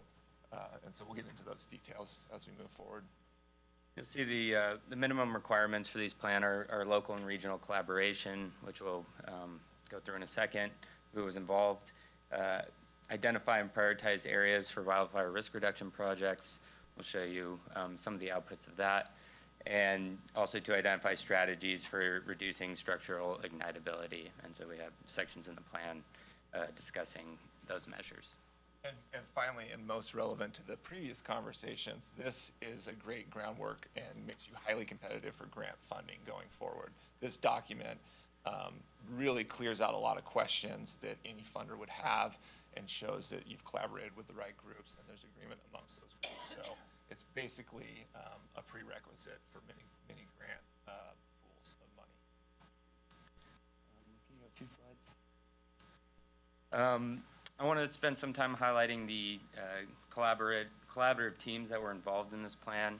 It started with the Amador Fire Safe Council and our sort of group set in the middle of that.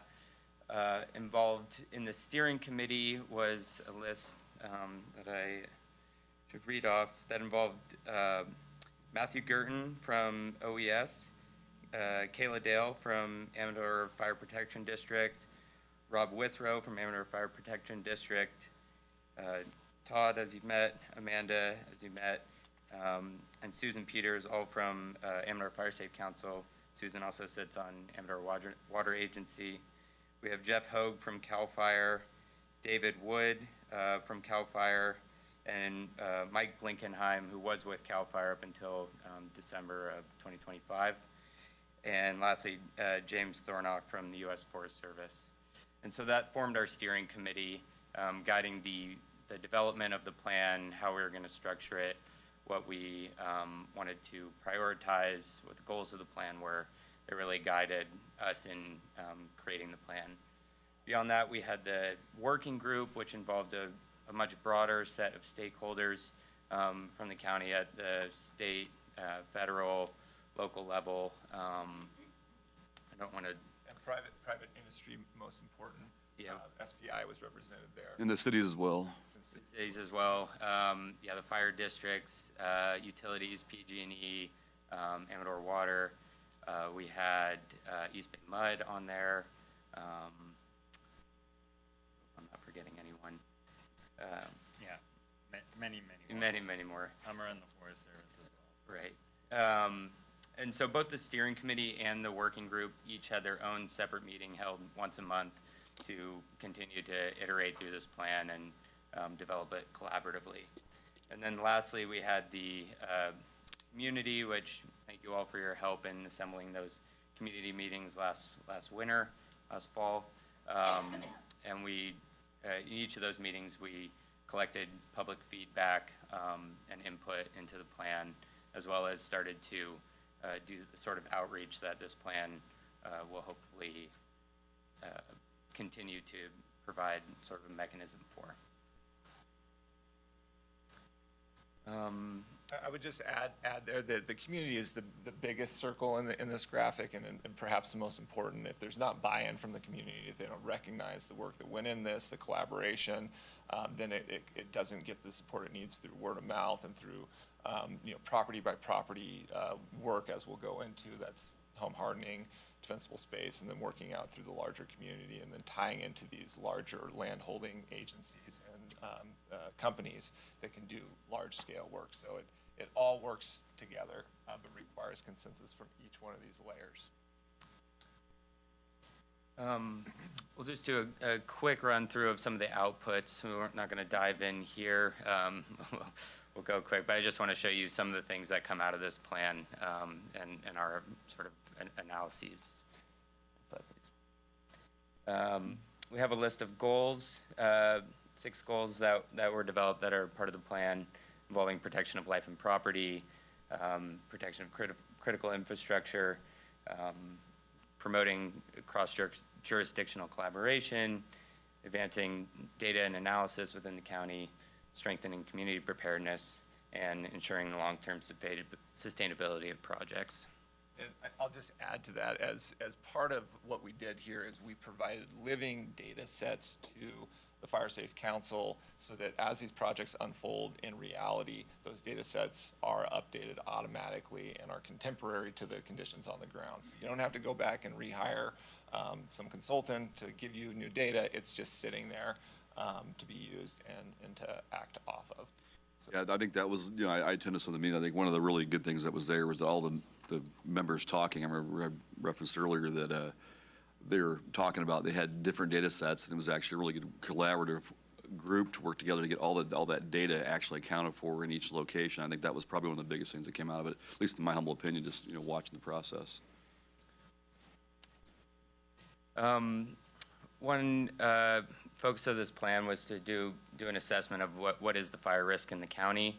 And so we did both wildfire modeling and mapping of all of the critical resources and assets within the county, and sort of doing an overlay of those to see where fire is most likely to be most impactful or detrimental to resources in the county. Was that figured on like a 100-year time period?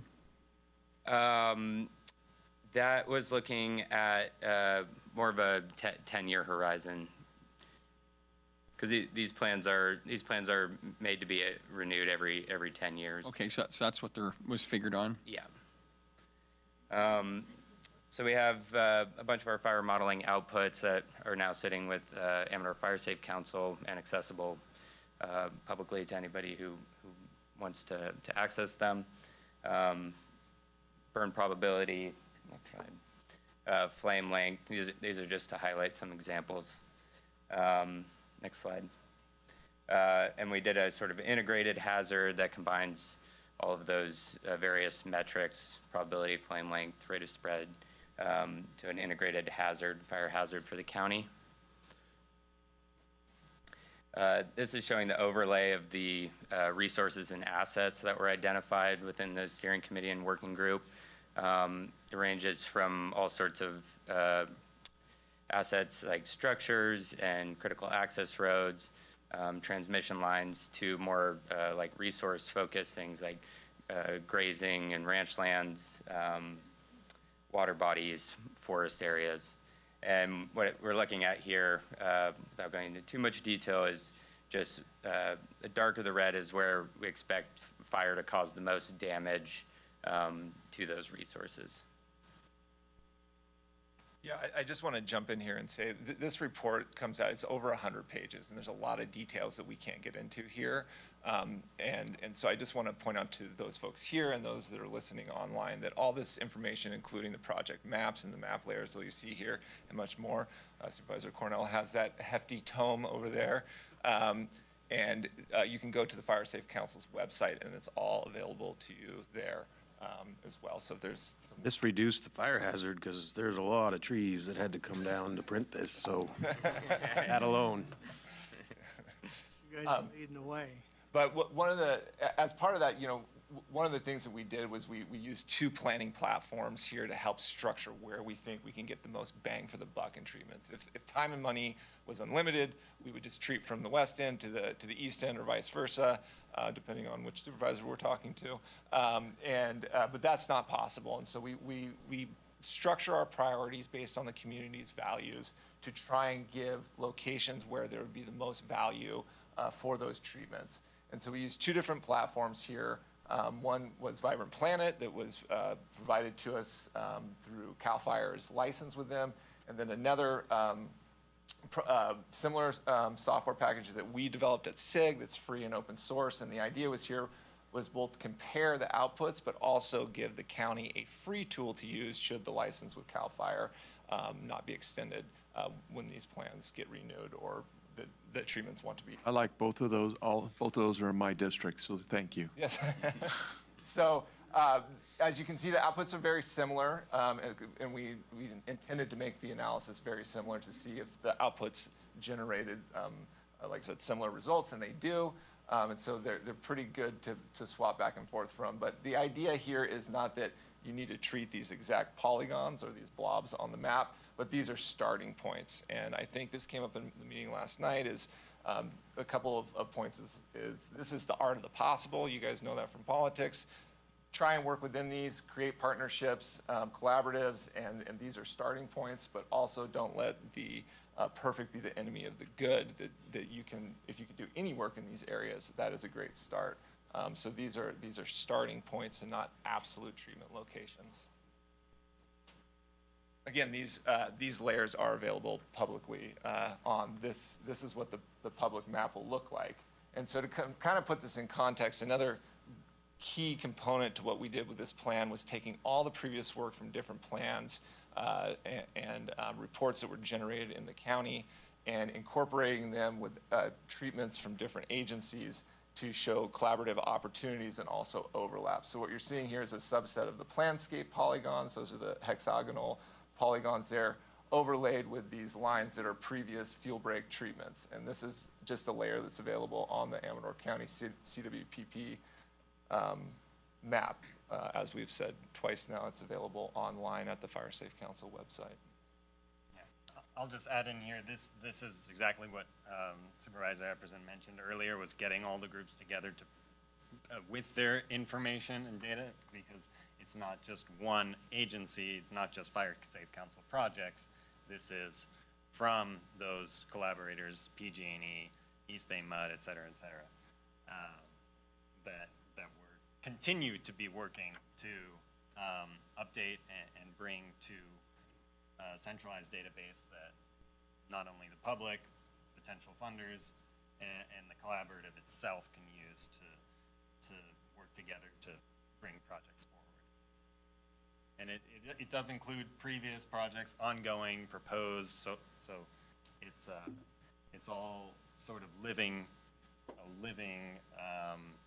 map and GIS platform.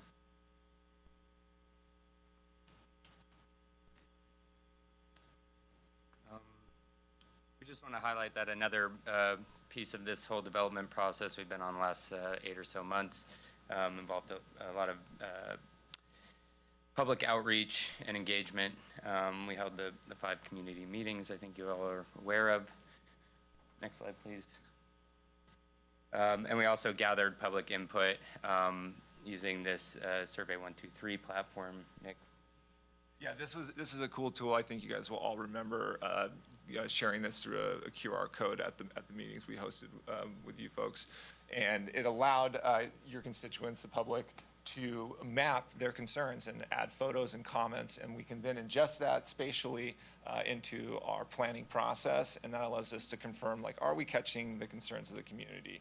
And so we can overlay this over the treatment areas that we've suggested, and what it shows is that there is good agreement, that the constituents who participated have a good handle on where fire risk, fire hazard concerns are and what they are, and could share that information accurately with us. So it was a cool tool, and we got pretty decent return on submissions, so it was well worth the effort.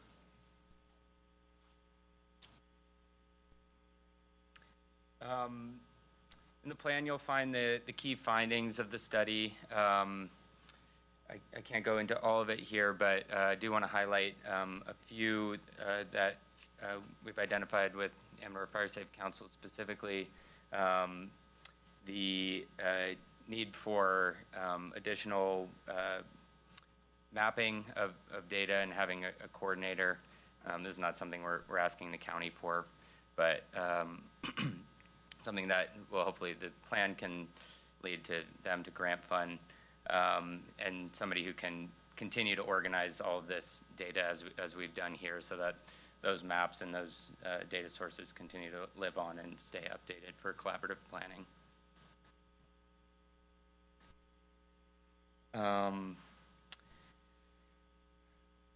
In the plan, we talk about developing better home hardening programs and defensible space programs. I know a lot of that's already going on in the county, but the plan does discuss ways to approach and expand those efforts.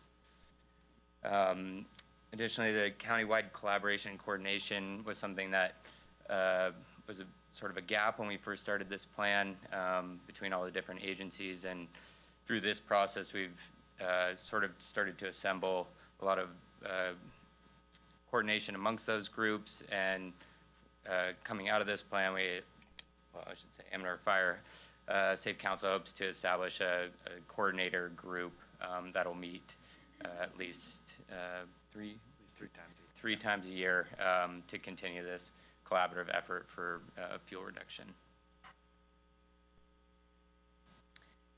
You'll find the action plan in there. Action plan is broken down into 4 goals, each with several sub-objectives. Overall, we have 31 high-priority action items identified that the county or various stakeholders within the county can take to address the wildfire concern. And these range from more like parcel-level actions all the way to regional collaborative actions. We can go through the examples. Just real quickly, wanted to give larger context to the action items and how we're thinking about it, and the structure of the plan is that, you know, you're working from the parcel level and the homeowner or renter level all the way out to the landscape scale. And you're not doing this one at a time, but these concentric lines of defense are built in simultaneously. And that's how we think about it, and we encourage the community, the county at large, to think about it. Without those multiple lines of defense, these things in isolation don't work great. And so that's how the action items in the plan in general is developed to tie those things at scale together.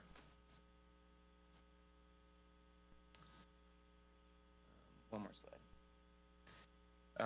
Coming out of the plan as well are a list of priority fuel reduction projects. So these are a little separate from the action items, which range from things like public outreach, home hardening, having a GIS coordinator. These are specifically focused on fuel reduction projects either going on within the county that we're saying these are high priority and should continue to be funded, all the way to new projects or projects in development that we equally say are high priority for being done or being funded, and expanding that with some of the analysis we did to identify new areas, new projects as well for fuel reduction.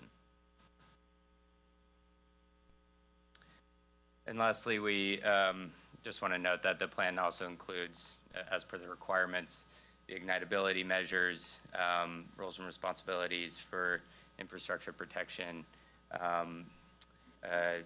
small analysis on wildfire response and suppression capabilities and where those could be improved, as well as a list of all the fiscal resources that are available to address each of these action items or priority fuel projects. And what's not on that list, but is in the report, is numerous appendixes that flesh out a lot of these recommendations and what was done, including the different treatment planning. So that was set up to be not just an explanation, but also how to continue that work in the absence of a contractor like SIG, that the Fire Safe Council can work with what's there. They own those projects and can continue building off of them and tweaking them as needed. So.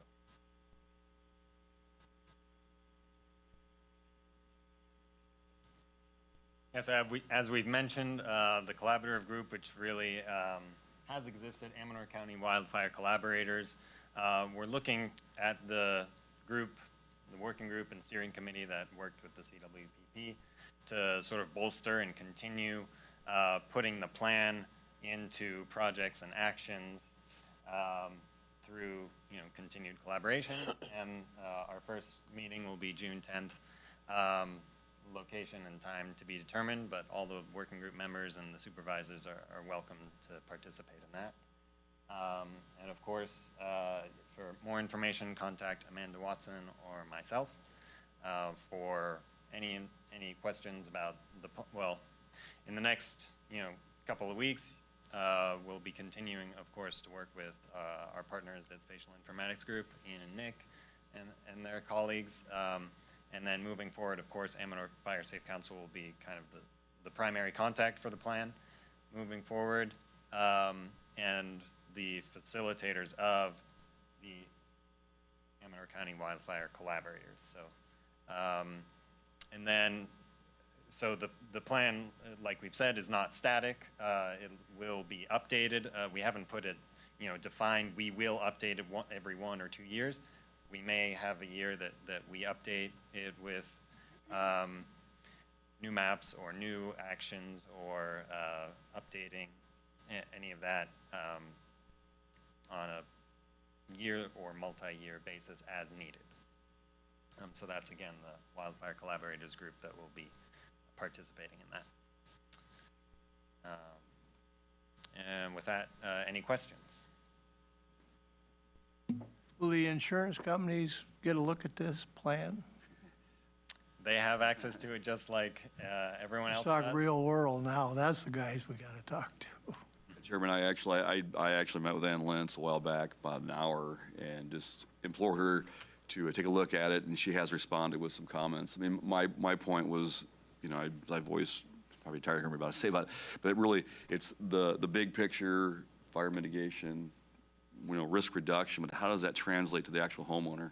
And that was where I interfaced with her. I was asking her, what does this plan do for you that you can pull out of that you could develop a list to give the actual homeowner, the actual residents, constituents, et cetera, to be able to check some boxes and get a reduction on their rates? Because that's my biggest concern. Rates keep going up, and we do all this work, but yet the consumer doesn't get to see any benefit from it. I mean, it just goes up.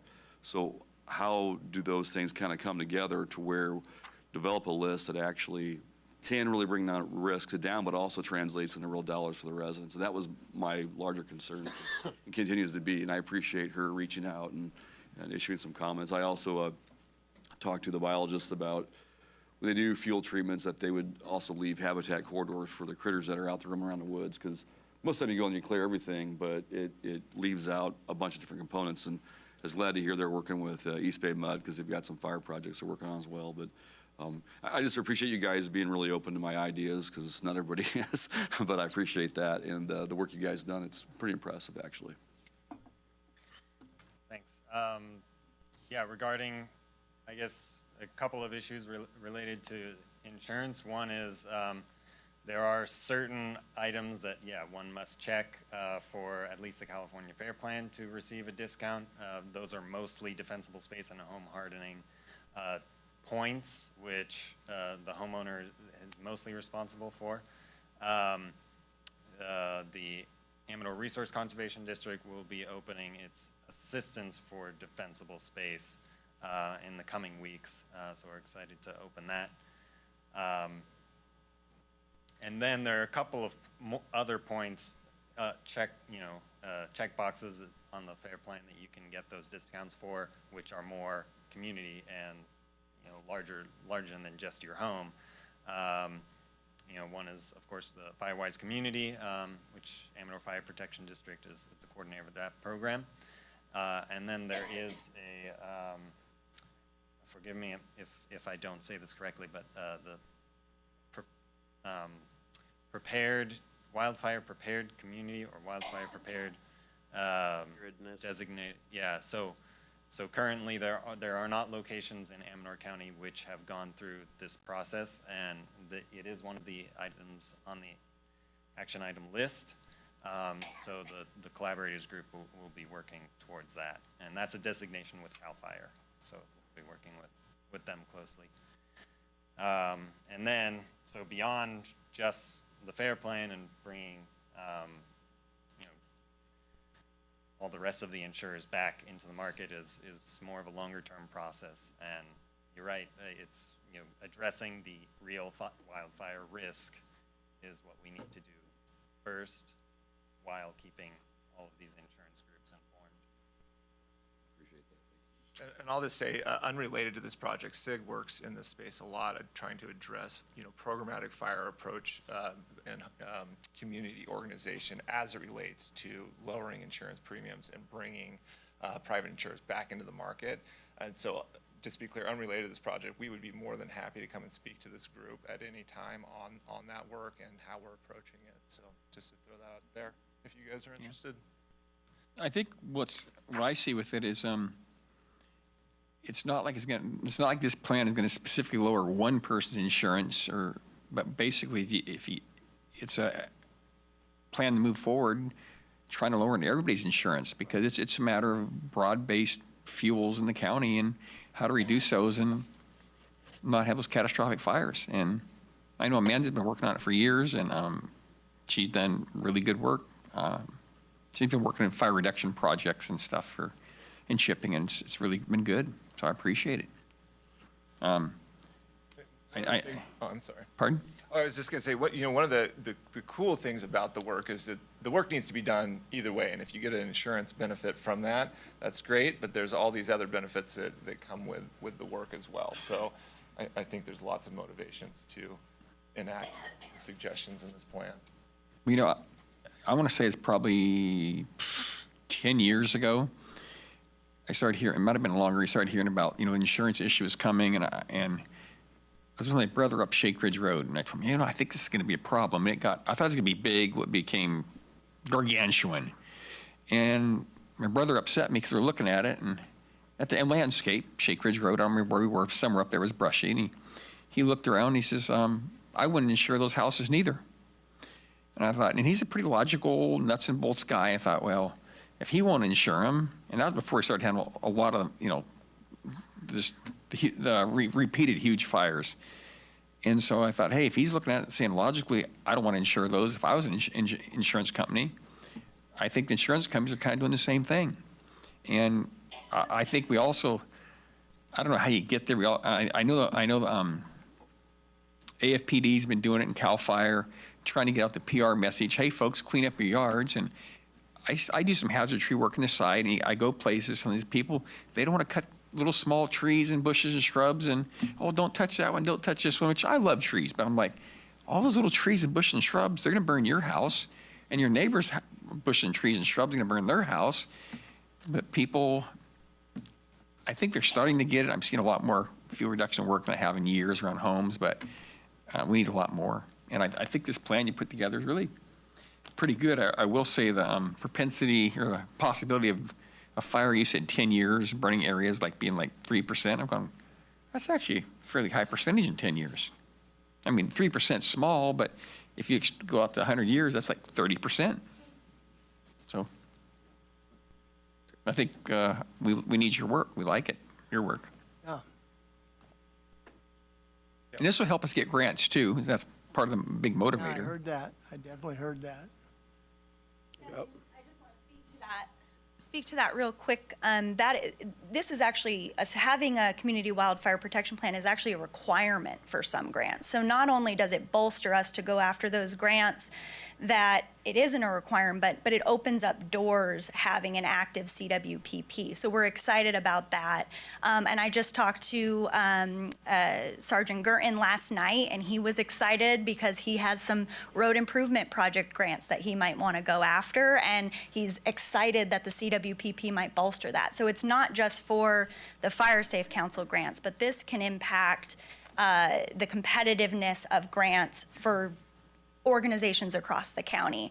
And then I just want to also note that the Fire Safe Council received funding for my position, and we split that out between Todd's work and our new outreach education coordinator, and we received that from the California Fire Safe Council. So we are going to be able to facilitate up until at least till the end of 2027 this collaborators group through those grant funding. So that's where, just to give you some information about where that's funding's coming from.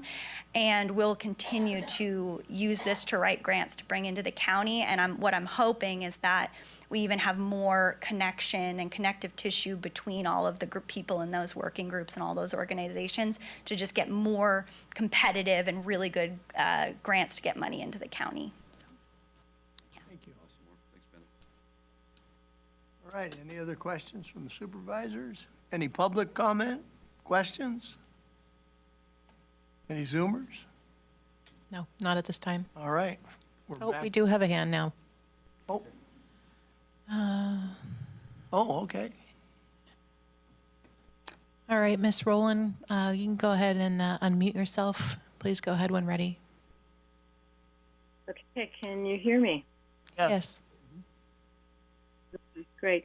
I'm with the Manzanita Meadowlark Firewife community in Sutter Highlands. And first of all, we work closely already with Todd and with Amanda and the Fire Safe Council, and really appreciate their work, and also really love that this plan included our input. We participated in the meetings and the survey and so forth, and all that is really great. We also appreciate being, I read the plan, and reviewed it with a few people in the community. We do appreciate being included in that Sutter Highlands fuel break that the plan mentions, but we don't see additional projects directly covering our immediate area. We're kind of in the western portion of the central slice of the county that just appears to be blank in a lot of the map renditions. So given that we already have heard from Chief Withrow and others that our area is an extremely high danger area, we're concerned our community might be underrepresented in the project level planning, and we'd like some clarification on whether additional treatments are planned for our area and how we can be prioritized for future work. And we're fully engaged with everybody, ready to partner, but we just wanted to put that out there that it's a concern for our community. That's it. Thank you. Can I respond to Jessica's comment?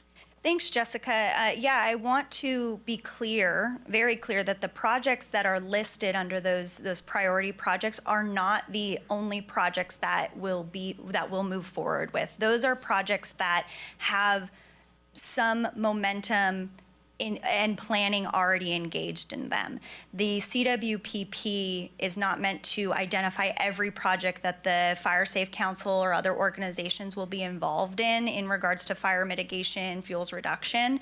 And I think this brings up a good opportunity to talk about some brainstorming and some conversations that Todd and I have had about how we want to continue to work with Firewise communities and community at large on rolling out and really seeing some effectiveness come out of the CWPP. We actually have been able to adjust one of our previous grants to allow us to work directly with communities to look at their Firewise community assessments and help develop feasible action plans from that, look at how those action plans could be tied into other larger fuel breaks, and then address one of the large things that's been a challenge is that the Fire Safe Council works on strategic fuel breaks. But then how do we provide assistance for those landowners that want to do landscape scale clearing? And how do we provide a pathway for that? What is our role in that? What is a potential role for the Resource Conservation District in that? And so we do hope to be able to level up that assistance and at least providing technical assistance to develop projects. So I guess my first point would be that the projects listed are not the only projects that we'll be moving forward with. That's really those projects that are planned on the ground really and have some momentum. And then also there will be, and we'll be rolling it out likely in fall directly with Firewise communities to do what we're kind of calling awareness to action.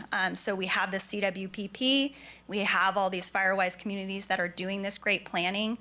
How can we work with AFPD and those Firewise communities to actually come up with a plan that we can assist and can help them to activate that? So that will be forthcoming as well, and we'll be using the CWPP as the foundation of that. So. Okay. Any other questions? All right, bring it back to the board. Are we going to accept the report, or do we? Yeah, there's no action to be. Yeah. This CWPP does need to be accepted by the Board of Supervisors. It does need to, and it will require a signature and accepted of the Board of Supervisors to be active. So if we need to come, if it's. They can do that here. It's possible action, yeah, so we're good. Okay. Wonderful, thank you. All right. Well, I'll make a motion to approve and accept the CWPP and for Chairman to put a signature on that baby. We like it. I'll second. All right, we had a motion by Supervisor Oneto and a second by Supervisor Brown to accept the Amador County Community Wildlife Protection Plan. All in favor signify by saying aye. Aye. Aye. Opposed? Motion carries 5-0. Nice work. A lot of work. Thank you. Look how fit they are. They've been working hard. Yeah. All right, discussion of possible action relative to a presentation by Teresa Guidi regarding the items that the board have loaned to the Hong Kong Museum of History from the Chu Key store in Fiddletown. Report only. Hello, Teresa Guidi. I'm wearing my archives hat today. So I'm heading to Hong Kong later this week to go see the exhibit. I plan to take some video and some pictures so that I can come back and do a presentation showing, you know, what we had there and how it was displayed. I've been in contact with my people over there, so we're going to have like a little reception on the 4th and view the museum and then do like a little lunch and stuff. I also heard from Amber Wong, who is the assistant museum curator, and she's already making arrangements for the items to be returned from China. So they'll basically have like a special company that'll come and pack everything, and then they'll send it back. So I'm not going to hand it to you. What's that? We're not going to hand it to you. No, Putting your luggage on the way they're not going to make me home. carry it back in my luggage.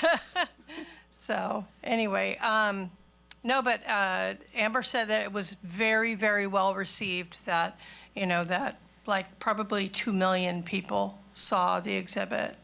So, yeah, it was real good.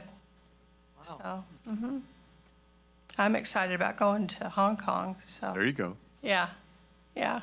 Get your strength back? What's that? Did you get your strength back? I'm working on it, yeah. It was pretty rough. Yeah, there was about 3 days there where I was thinking, I don't know if I'm gonna make it. Oh. Wow. So, yeah, it was rough, but You didn't see the pearly gates though, huh? I didn't see any pearly gates. I didn't head to the light. Yeah, yeah. No, I tell you what, though, Sutter Amador Hospital was wonderful. They were really, really wonderful. And there was a nurse there, Rebecca, that, I mean, she basically sat with me one night, the whole night, and, tried everything to, make everything start turning around. And finally, after, several hours, she was able to give me the right medication. So anyway, yeah. So any questions? Any questions? That's awesome. Very good. Have a good trip. Enjoy it. Thanks. I'm excited. I don't see any public comment. Oh, oh, there's a public comment. I forgot, yeah. Most important one. Any Zoomers? All right, no action requests. Thank you. Good luck on your trip. Thanks. All right. Thanks. All right. 3G is a discussion and possible action for a letter of support for SB 1162 by Senator Alvarado Gil, with direction to staff. A draft letter was previously sent by Inyo County, is in the reference. Take a look, look at the supervisor, have any issues? No, I think it's basically it's telling CAL FIRE to look at, the high hazard areas and maybe kind of prioritize that for fuel reduction efforts and stuff. And What was interesting is one of their top 10 zip codes was 95667 El Dorado County, but it's right on the other side of the border from us, so hopefully. See it from 666. Yeah, so that'll be an interesting thing if this can get going. yeah, but you look at it too, it's like it may not be in Amador County, but that Caldor fire, it did some stuff we kind of didn't think fire could probably do. At least, quite honestly, I wouldn't have thought you'd see a fire burning the Kirkwood with intensity like it did. It was pretty impressive. Nobody knows about the fire that took place 2 weeks earlier, but it was moving 15 miles an hour, so right through Markleyville and all the way out to Was Nevada. that the Tamarack fire? Tamarack. Mm-hmm. That was the Caldor fire. I think there's things that went bump in the night that never really got exposed. That's just my thoughts, people I talked to. Tamarack did get exposed. The state of Nevada sued those at fault for allowing it and won, but it is what it is. The damage was done. Yeah, I heard there's a young man in the helicopters telling him, hey, we better put this thing out. It's gonna get away. The helicopter that went and did repeated circles, and Logan, I think, as energetic as you are and doing your tree work, you could have went and put that fire up yourself, probably the shovel. The local fire department was forbidden from going and putting it out, even though they requested. I heard that. Yeah, it was a sad statement, but who paid the price? Me. Yeah, I guess you did, didn't you? Yeah, burned my house down. And we burned a forest and we burned other houses, and should have never happened. Yep. Getting back to the letter. Have any public comment on the letter? Any Zoomers? No, not at this time. All right. What does the board think? Well, make a motion to approve the letter. A second? Right. We had a motion by Supervisor Oneto and a second by Supervisor Brown to send a letter of support for SB 1162. And that would be to whoever the chairman feels is appropriate. Okay. That okay with the second too? All right. Fine. Called for the question. All in favor by saying aye. Aye. Aye. Opposed? Motion carries 5-0. Item 3H is review and possible approval of April 14th, 2026 Board of Supervisors meeting minutes. Everyone get a chance to look at them? Any corrections? Move to approve. Second. We had a motion. Yeah, hey, we got him on Hey, I'm board. here. Yeah. Yeah. There's evidence I was here. I was just thinking. Excuse me. Motion by Supervisor Brown to approve the minutes of April 14th as presented. Second by Supervisor Cornell. All in favor signify by saying aye. Aye. Aye. Opposed? Motion carries 5-0. With that, this meeting is adjourned till May 5th. That's That's the next next meeting. regular board meeting is going to be on the 19th. Right. May 5th is the workshop. But the public's invited to. Yes, absolutely. Okay. Thank you all for coming.